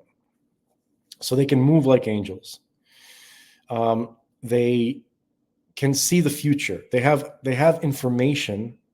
Their plane of existence is similar slightly to angels because angels have information about what's going to happen, right? And different angels, different hierarchies. The closer they are to this, to the source, so to speak, the more information they have about what's going to happen going further into the future, right? But these shadim have, I think, I heard a maximum of a month. They can tell you what's going to happen in a month. From their perspective, they can give you that information. Okay. So they can fly. They have information about the future. And there's one other way in which they're similar to angels. Oh, yeah. So what they're composed of is air and fire. These are the elements. We're not talking about like the kind of regular air and fire that we know, but on the elemental level, right? Humans are composed of fire, air, water, and earth, all 4 elements. But these guys are composed of 2 of the elements, and that's more similar to the angels. The angels are said to be composed of only fire, the element of fire. Okay, and so that's I think those are the 3 characteristics that make them similar to angels. Now they're similar to humans in the sense that they have to mate to reproduce. They have to eat, or they will die, and they die. So they reproduce like we reproduce. They have to eat and they die. Those are the 3 ways in which they're like people. Okay, so we have this. It's this kind of intermediary type of creature that exists life, and there's many different types of them too. Now, it's been explained to me that most of them have nothing to do with humans. They don't interact with humans. They got their own job in the grand scheme of things. That everybody is part of God's plan. Everybody has a role to play, but whatever role they play, most of them seems far removed from what we're doing. Everything's connected, but some things seem more connected than others. Now, a portion of them that interact with people are bad. So they're not all bad, but the ones that interact with people, they seem to be bad. And that's what I think most people would call demons. Okay?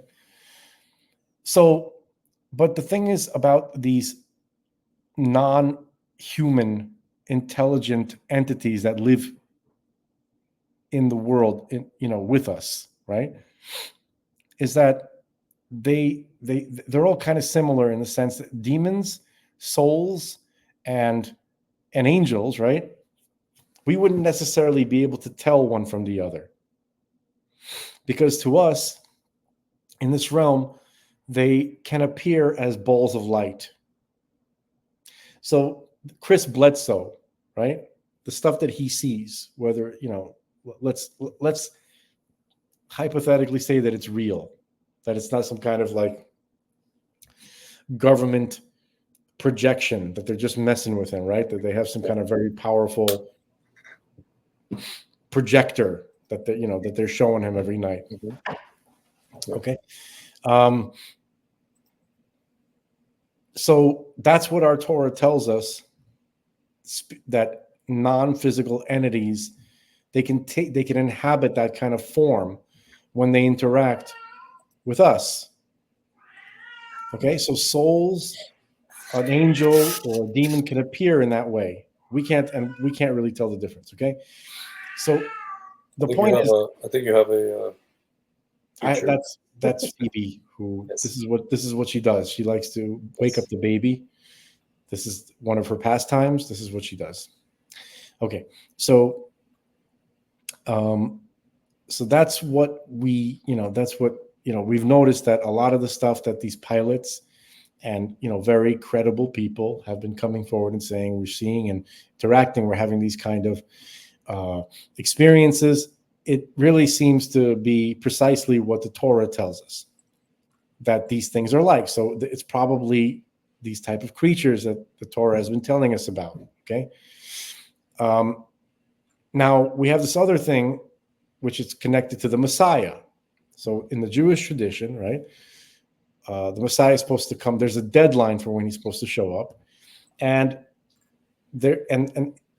yes, the Messiah is a person, but there's also a time period associated with his activities, like right before, during, right?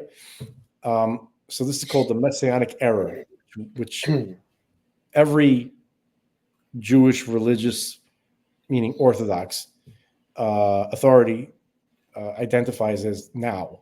Like we are living in it. We are living through it. Okay, we are certainly in the Messianic era. And so there are stages in that era. The first stage is nothing's going to seem that different. Like the laws of nature, we're not going to be seeing miracles or tremendous things. Things are going to be happening in what we call mundane way. Then there's a period that after the mundane period, which we're going to see things and experience things which will make the Exodus from Egypt look tame by comparison. Miracles and wonders of all sorts, and not in the conventional kind of like, oh, look, Trump won the election. It's a miracle. It is a miracle, but that's not what we're talking about. We're talking about like, the Marshmallow Man walking down Park Avenue, stuff like that. We're going to talk, talking about those giant waves at the end of the movie Abyss, which seem to kind of like just grow and then they just stand. Really crazy stuff like that. Okay. So that second stage of messianic activity, okay, that's a stage when our mundane, what we call our physical reality, begins to interact with the spiritual dimensions. Okay, there's almost like a window opens up between the two realities and they start to seep into each other. I don't know if it's a fast process or it's a gradual process. I guess it depends. So what these pilots, our American military servicemen, the best that we have, most people who are given the most expensive and dangerous machinery, right? To take, and the people who we trust to observe and identify and report are telling us this kind of crazy stuff. So to me, it seems like that's where the window is opening between our mundane reality and, we're entering into the miracle phase of the messianic process. Okay. And so you might be wondering, well, why not interact with the populace? Why not just start interacting with regular people? Why are they going, and why are these interactions beginning with Air Force pilots, nuclear missile launch officers, both here and in the Soviet Union? Like, what is that about? So this, I believe, is connected to something that the Messiah is supposed to do when he gets here. And he has to become the king of the world. And he comes with armies of angels. Talks about that in Zechariah, that's Zechariah, right? And in other books, it says that Mashiach comes he conquers the powers of the world, and he comes from the sky with armies of angels. That's the wording. Okay? In the Zohar.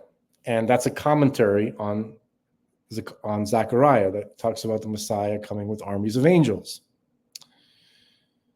So that's why in my opinion, that's why these things are interacting with our military, especially American military, They interact with all the other militaries too, but it's more important to interact with American military and Chinese because they're the most powerful. They're the main powers in the world, right? You have these governments like America, right, who have tremendous military might and the most advanced and powerful weaponry. Now, these things, whatever they are, they come and fly circles around them. And they go to your to your nuclear, to your most advanced weapons, the nuclear weapons, right? And they turn them on and off at will, scare the hell out of you, right? What are they doing? They're demonstrating their military superiority. They're demonstrating to the powers, right? To the current powers of humanity, right? The main governments, that they are completely impotent to do anything about them, right? These things fly in and out of the most sensitive military facilities in the United States and in Russia and everywhere else with impunity. There's nothing anybody can do about it. That's why the governments stay quiet about it, because they don't want to reveal that they're not in control. Okay? And that's, by the way, we have another tradition, a midrash, from a book called Yalkut Shimoni, right? It's a famous midrash. A midrash is it's a fable-like teaching. It's a teaching which it gives us information through symbolic stories that sound like mythological stories, right? But each like character and each like phrase that's used and every word that's used is deep and carries a lot of meaning, and we're supposed to decipher it, okay? And usually have moralistic lessons in them, okay? But we have midrashim that are like that talk about, that are also prophecies about the future, traditions about the future. And Greg, do you know which one I'm talking about? Where it says that Paras, right, Persia, that Persia will threaten the entire world. Will threaten the entire world with war. And then Arabia. And everybody's scared. And then Arabia goes to the king of Arabia runs to the king of Edom, asking what do we do? Which is basically America, the West, America and Europe. Yeah.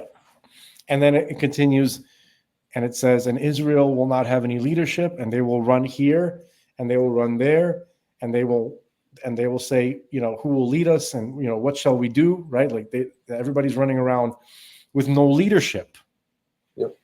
That's what that midrash is telling us. That there's going to be a period of time when Mashiach comes, that the world will be in such a state that Persia is going to try to make war on the whole world, and then nobody's going to have any proper leadership. Nobody's going to know who to turn to, and then the Messiah will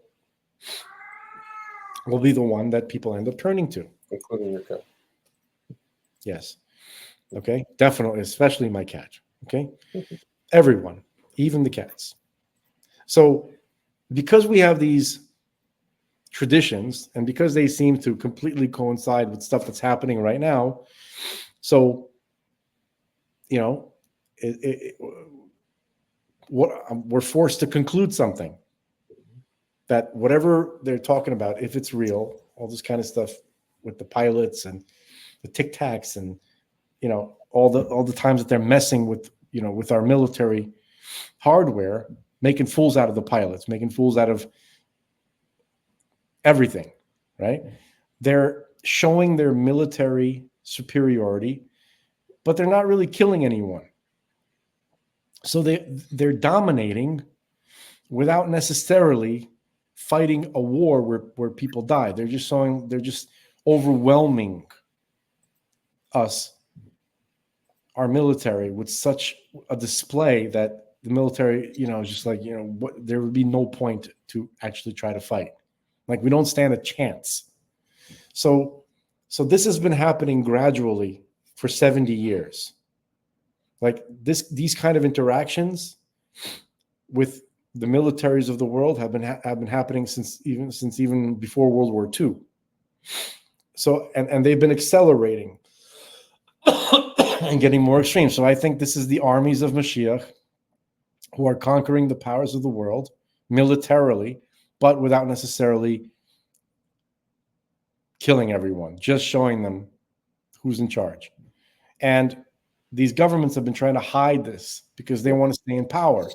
Because if people find out that these governments are not really the ones in control, then they're not going to be respected, and people aren't going to look for them. They're not going to hand over their power to them. They're not going to look to them for leadership, and they want to stay in control. But it's getting harder and harder for them to hide this kind of stuff from the public. So the point where they can't hide it anymore is going to be the point where people understand that these guys are not in control, and people are going to say, "Well, who is in control?" And then that's when Mashiach is going to make his appearance. This is my how question. No, that makes sense what you said. But my question is, Frank.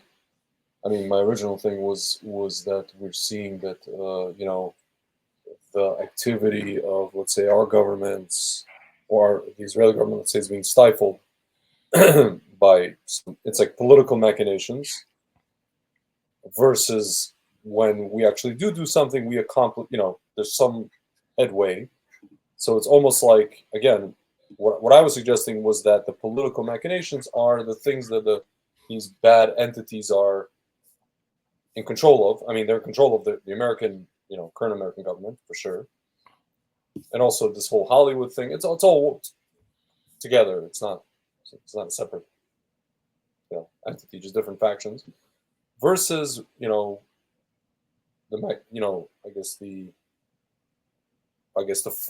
Mashiach's energy, Mashiach's power, is guiding anything good that, let's say, Bibi wants to do, or anybody who's with, let's say, with him, in the times that he actually wants to do the right things, which is not always, interestingly enough, right? In the moments where he it almost seems like there's one day he wakes up, he's like, I'm going to do the right thing. Another day he wakes up, he's like, okay, I'm going to listen to this evil demons or whatever, the things that are controlled by demons.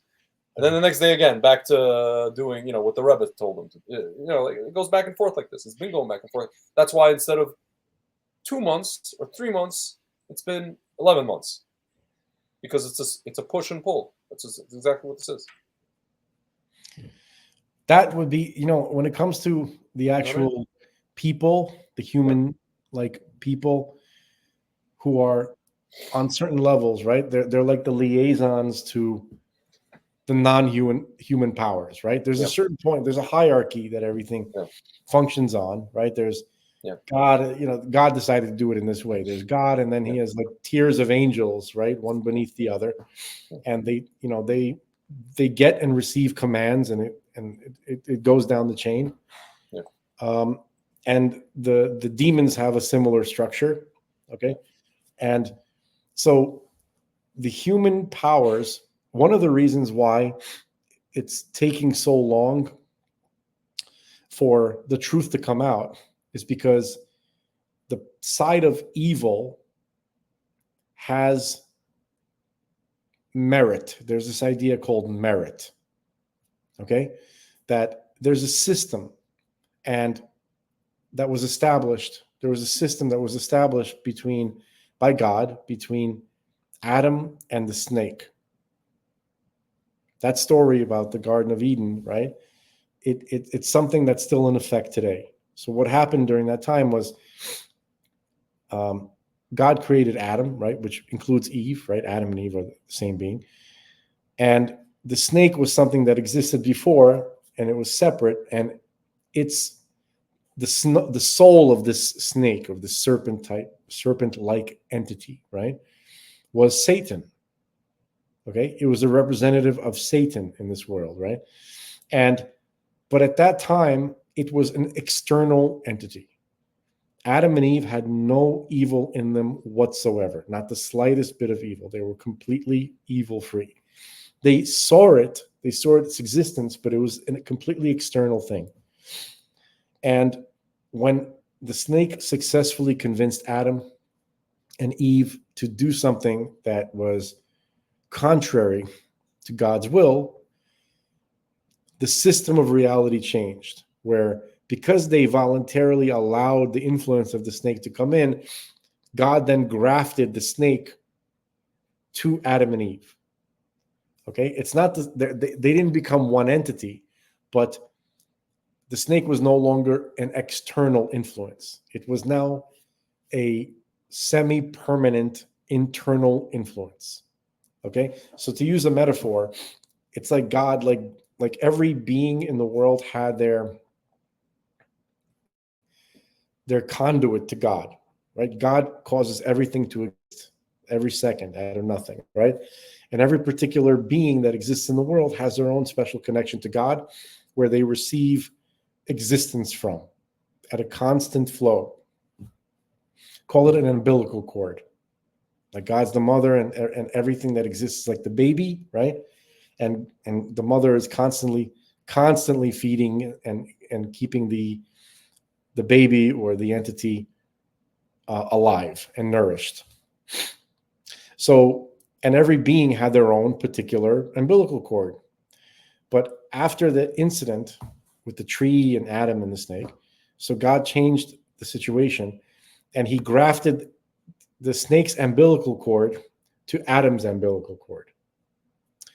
And they made a deal. They made this system where God said to the snake, in order for you to continue to exist, if you want to live, you have to divert the sustenance and the power and the existence that I give to Adam, and you have to divert it to you. How do you do that? You have to convince him to do stuff contrary to my will. Okay? And if you succeed in that, everything that I sent to Adam will be diverted to you. And that's how you will maintain your existence. Okay? So the snake, or the side of evil, must desperately wants to exist, and it wants to hold on to every moment of existence. And so it has to continually cause mankind to do things that are contrary to God's will. Why did God do this? Well, this is the free will system. Okay? God created the world because he wanted to have a relationship with another. He wanted to have a relationship with something that wasn't him, so to speak. Something that had its own sense of existence, its own reality. He wanted to have a willing relationship. Now, willing, it requires free will. In order to facilitate free will, you have to give people chance to do things alternative to God's will. So you have to present those choices. Okay?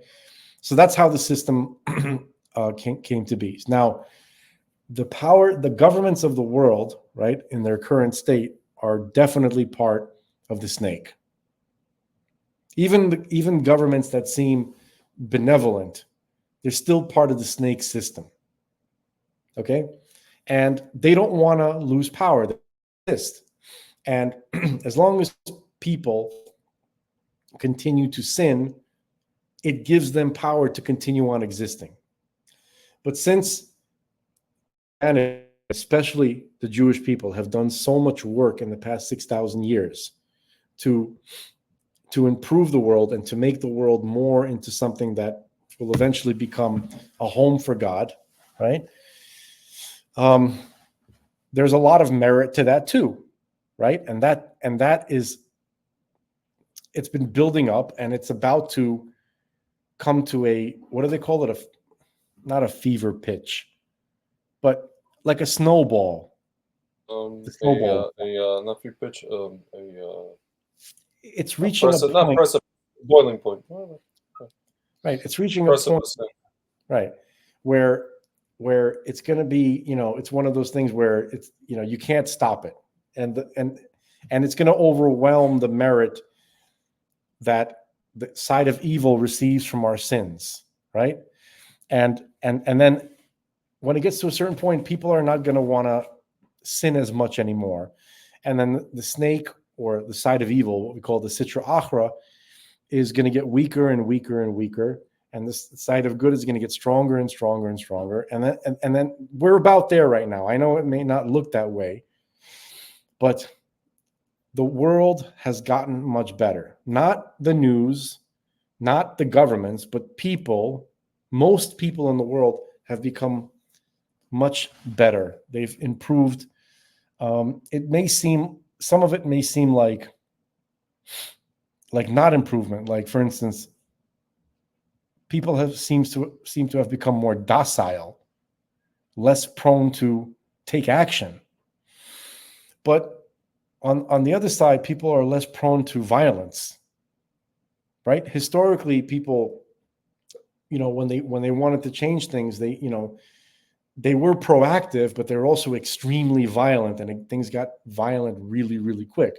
But so much of the world doesn't have the will for that anymore. Do you understand? And I know we see lots of violence on video. We see the migrants, in Europe and in America, harming people and doing horrible things. But those are, compared to what happens every day with most people, that's a very small minority, right?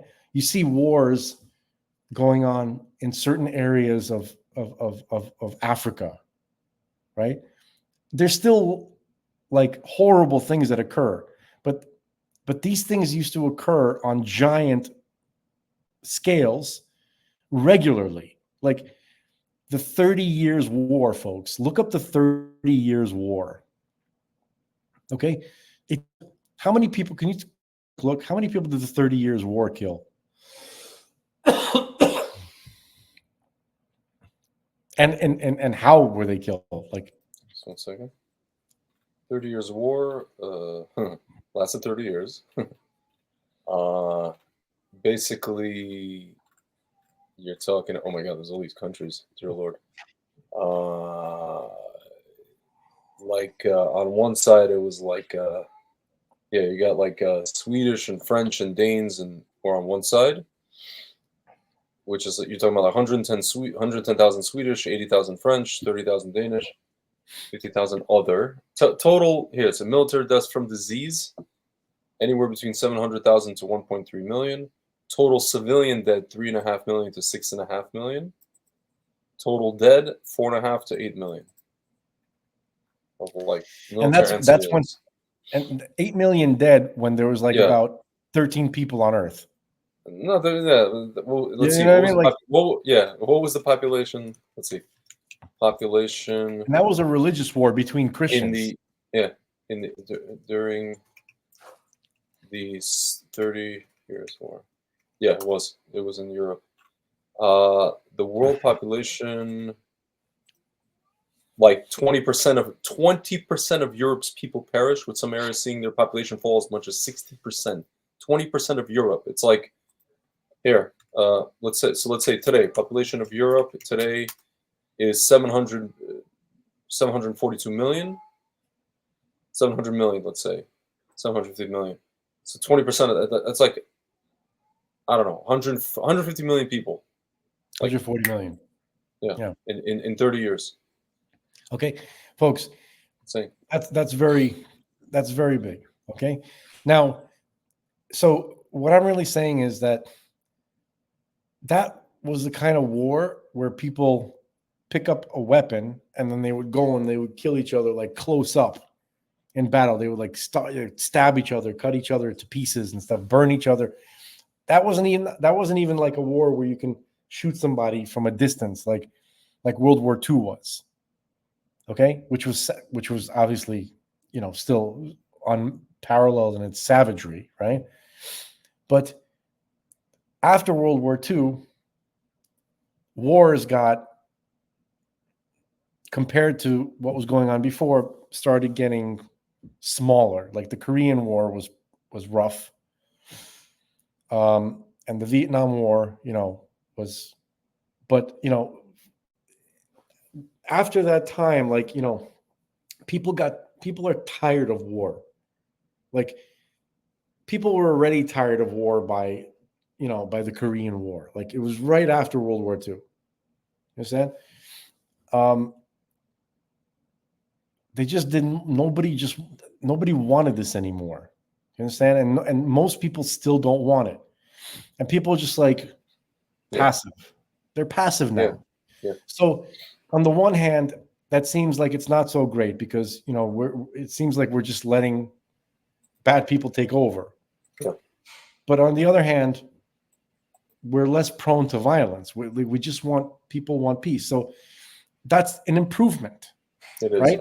So the idea is that when most people get better, right? When most people in the world have improved and they're less violent, right? And they're more prone to, let's say, help their fellow man or to be charitable, or they're getting fed up with materialism. When I mean materialism, I mean I'm a capitalist and I'm an American and I'm pro people working and making as much money as they want, untaxed and unrestrained, as long as they're not physically harming anyone or damaging anybody else's property, then I don't believe anybody should be limited. But you can have that ability and still make a personal decision that's saying that life isn't all about accumulating material goods and experiences, right? People are starting to, and Rabbi Manis Friedman talks about this, are starting to understand that, people, stuff that we strived for before, lots of money, cars, houses, exciting sexual experiences, right? That people are kind of like, they're over it. They're sick of it. It's not as exciting. It's not, because we've had it. And we know that it's not what it's cracked up to be. So then people want to do good. They want something meaningful. They want to have a meaningful existence. Okay? But people need to discover that the meaning, you can't make your own meaning, that you were created, and whoever created you already had a purpose, already had a meaning for you. So that's where people are right now. People are at the stage where they're not violent. Most people, they're sick of violence. They don't want to go to war. They don't see anything worthy enough to go to war to. They're not really interested in sex that much. Okay, they're not like going out there. Like, remember Porky's? Remember how excited those kids were to go have sex? They're like, oh, I can't wait. Like, especially that one character. I don't know if any of you've seen that movie. Okay, it's not like that anymore. People are kind of over it. It's like saturated in it, right? You're looking at it like, again, desensitized. Yeah, so you see that it's not, it's not as exciting as the movies say or you thought it was going to be. Okay, so people are starting to see that they're starting to wake up to the reality, and also they're asking questions about purpose. People are looking for purpose. That's something that's going on. So now people are ready en masse to discover what their purpose is, because they want to serve. People want to serve. They want to serve a purpose. They want it to be important. So now people are going, so people need to find out, well, guess what? You do have a purpose, that you were created. You didn't create yourself. Your creator has a purpose for you. So that's Mashiach's job. That's what Mashiach is going to do. He's going to be like, okay, you guys, now you want to know about purpose? Here it is. Mm-hmm. You're here to serve the creator. Yeah. The one who created you. This is his world. It's his project. It's his show.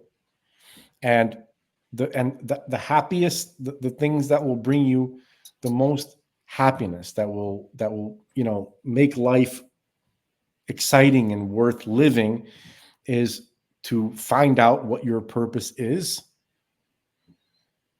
Well, we don't really need Mashiach for that. Basically, anything that anybody does in this world which improves life in this world for people, you are serving the purpose, right? Because the idea is to make this world into heaven, not to go to heaven, but to bring heaven down to this world, because this is the world that God wants to reside in, right? God is everywhere, but he wants to have a home built for him. That's part of the willing relationship. We build a home for God, and then he comes willingly and dwells in it, right? That's our world. Really, it's us. Like God comes into us.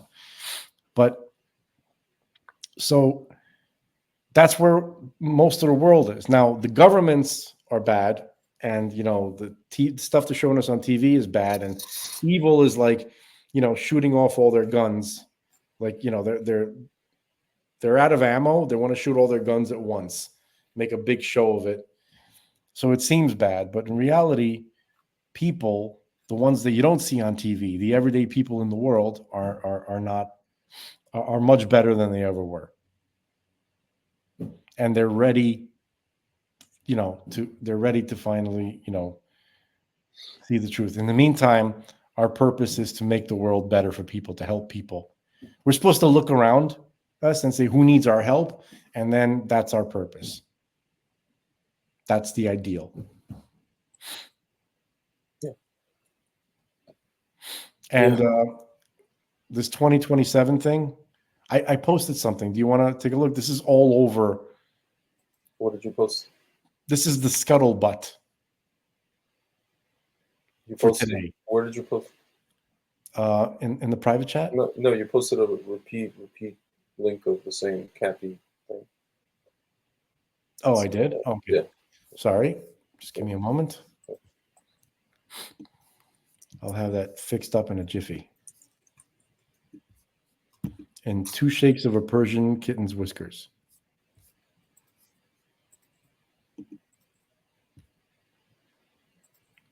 Copy. Okay. By the way, it's crazy, man. All these celebrities are deleting their Twitter accounts, or they're deleting their tweets, or they're deleting their the people they like, who they follow. Boards are stepping down, CEOs are resigning. Dude, I don't know what's going on. No one's talking about this. No one in the media is talking about this. Well, yeah, I mean, the Sitra Achra is not going to narrate its own demise. Yeah. The side of evil is not going to narrate for you their own dismantling, right? Yeah. At some point, you're going to see things happen. You're going to see people disappearing. You're going to see, shows disappearing. Yeah. Politicians just not existing anymore. And then, pretty soon we're going to be like, well, where are all these? And they're all gone. Yeah. And then we're just going to be left. The world's going to be left with people who are, fairly decent. And then the Messiah will explain to us the reality of things and how we should proceed forward. Yeah. All right, you posted the thing. Yeah. So what is this? This is when I had lunch with John Ramirez. This is this guy, Jay Anderson, a retired CIA officer at GS-15 rank. He told me that the James Webb Space Telescope was deployed with prior knowledge of an existing location that will be used as a groundbreaking discovery of alien life for the public. Okay, so I've seen several different posts related to the James Webb Telescope today. Mm-hmm. And this one doesn't mention it, but most of them are talking about an object that it detected, which is traveling to us, a massive object. Okay. And that's that's it. That's all this stuff that we talk about with the UFOs, right? All these people, right? We're just telling you what we hear from these people, right? You have Christopher Mellon, you got Lou Elizondo, David Grush, and associated people in their orbit. Yeah.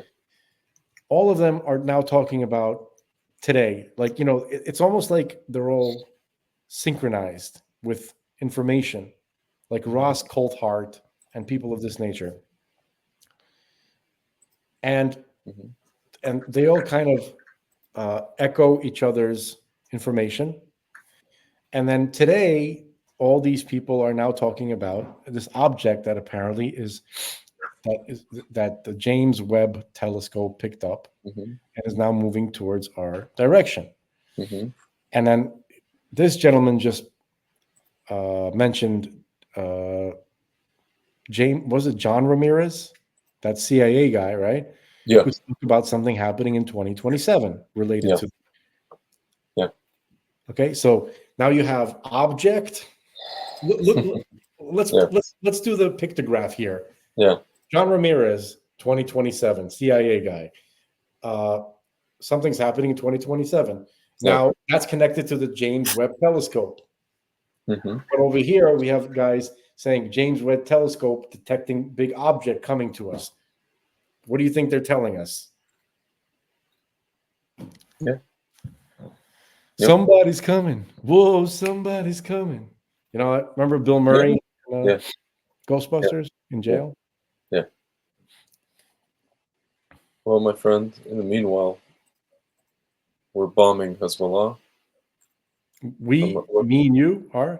Yeah, me and you How would personally. people say that? We're not. Well, doing listen, it. I'm a citizen of Israel, so I'd like to think you're literally bombing Hezbollah. I am. Folks, let me tell you something. My comedy's bombing Hezbollah. Yeah, folks, let me tell you something. If I was bombing Hezbollah, you guys would know about it. Yeah, Hezbollah wouldn't exist. Because here's what I would do if I was bombing Hezbollah. I would get the real generals of Israel, not the political appointees. Yeah. And I would tell them, do what you need to do to make sure that those creatures literally are not able to pose a threat to any person in Israel. Yeah. Yes, sir. And then that would be that. That's it. And then everybody goes back to their homes, and then that's it. And we're done. So that's how you know that we're not bombing Hezbollah. Mm-hmm. Correct. I mean, we are, but not enough. It's not enough. With that said, sir, I am white. I find myself fatigued as well. Yes. So, yeah, this should be an interesting week. This week is It's the UN. It's the UN General Assembly, and all these wonderful creatures are supposed to speak at the creature. Oh, the UN is going down. The creature convention. Yeah. The UN is on its last I think it might be the last year of the UN. The last UN Assembly we'll ever see Bezat Hashem. I think the next one will have like Mashiach who'll come up and be like, okay, guys, like. Folks, when the UN finally dissolves, to me, it's going to be like when the Death Star explodes. Well, it's interesting because dancing with the Ewoks. Yeah. Well, you know how they have that park across the street from UN that has the verse, and they should turn swords into plowshares. They actually have a verse from Isaiah. So I think, honestly, Mashiach is going to come. He's going to make a speech at the UN, and he's going to say, guys, you forgot about this verse, and now, let's live up to it. So your Messiah, he's not a Sephardic guy. I'm joking. That's a joke. Yes. He might. Folks, I have this joke where, like I say, like, you're getting all Sephardic. Sephardic guys, they often talk about, like, major destruction at the end of times. And, even though we do have prophecies like that, they do not have to happen. In the Jewish tradition, the bad stuff can be mitigated. Sure. The good stuff must happen. The bad stuff can be mitigated. But, like, you'll hear Sephardic guys like, no, destruction. Listen, I happen to be of the opinion that I think Mashiach is half Sephardic, half Ashkenazi. That would be fine. That would be fine with me. But yeah, no. But look, we can kind of. It's the Rebbe. No, I'm kidding. I think it's the Rebbe, but we can kind of see whoever it is. Yeah. We can kind of see how he's been going about stuff. Yeah. Right. So, the prophecies of everybody marching against Jerusalem, right? Yeah. Those have been fulfilled on the political realm with the UN. Yeah. Right. That's not like literal armies marching on Jerusalem. It's nations. Who are doing it, but through the UN, right? And they have proxy armies. Hamas is a UN proxy army. Okay. Yeah. but you don't see, it's like not the actual armies of every nation, right? Okay, so that's, in my view, a mitigated fulfillment of, I think that prophecy was in Isaiah, right? Yeah. Was it Isaiah? Or I don't remember. Okay. So, about the armies marching against Jerusalem, right? And it even says in that prophecy that there will be some Jews who join them in the fight. So that's, the leftist Jews in America, right? Who are, against Israel. So anyway, but in terms of Mashiach destroying the armies and, conquering the nations, he's doing it with the way we described, right? By showing the military might of the strongest nations, that their military might is nothing. So he's been doing that without actually killing anybody. You understand? So based on the way things have been going down, right? If the pattern continues, it's obviously a very mitigated and relatively peaceful conquering.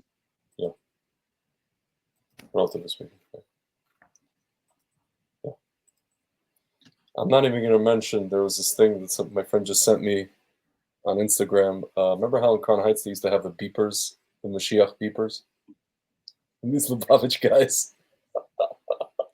Can you explain this? I don't seem to know. Basically, it was guys that would, here, I'll play you the, it's on Yeshiva World News. 1 second. It's actually old clips of, here, this is from like the 90s. I'll play you 1 second. I have to find it first. It's, yeah, here we go. Yiddish, that's become a religious fad among Hasidic Jews in Crown Heights. The word is beeper. No, it's no message at the moment. It's waiting for a message. Lubavitcher Jews call them Messiah beepers. They say they need them so they'll know when the Messiah is revealed. So when their Grand Rabbi, Menachem Schneerson, appears in the synagogue to pray, the beepers beep and the faithful come running. His followers believe the 91-year-old rabbi will soon be transformed into the Messiah. And when it happens, they don't want to miss it. Meanwhile, the Messiah watch goes on, and with beepers ready, his believers say soon he is coming, very soon. If you mention that the Grand Rebbe is 91 years old and in poor health, the usual answer is, so what? Moses was 81 when he led the Jews out of Egypt. Isn't that crazy that they had the report about this? I was not aware of this beeper thing, but that's... I heard of this beeper thing. It was like a running, whatever. It's interesting. He was already, this was 1993. This was after his, I guess he had a stroke. And, speaking of beepers, yeah. Anyway. We're going to sleep. I don't know what we're calling this one, man. What are we calling this one? We're calling this one stuff. Let's call this one Not Your One Good Jew. Exactly. Or not just one good Jew. Or not your, yeah. Make something up. How about Dr. Zelenko isn't your one good Jew? Yes. Correct. All right. I've been reaching out. I've been reaching out to Christian ministers. Mm-hmm. I've been trying to talk to missionaries because that's a worldwide network.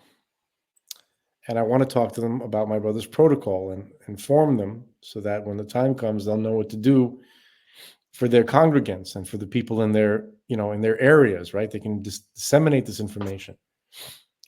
No one wants to talk. Yeah. People say, yeah, we'll do it, and then nothing. Yeah, of course not.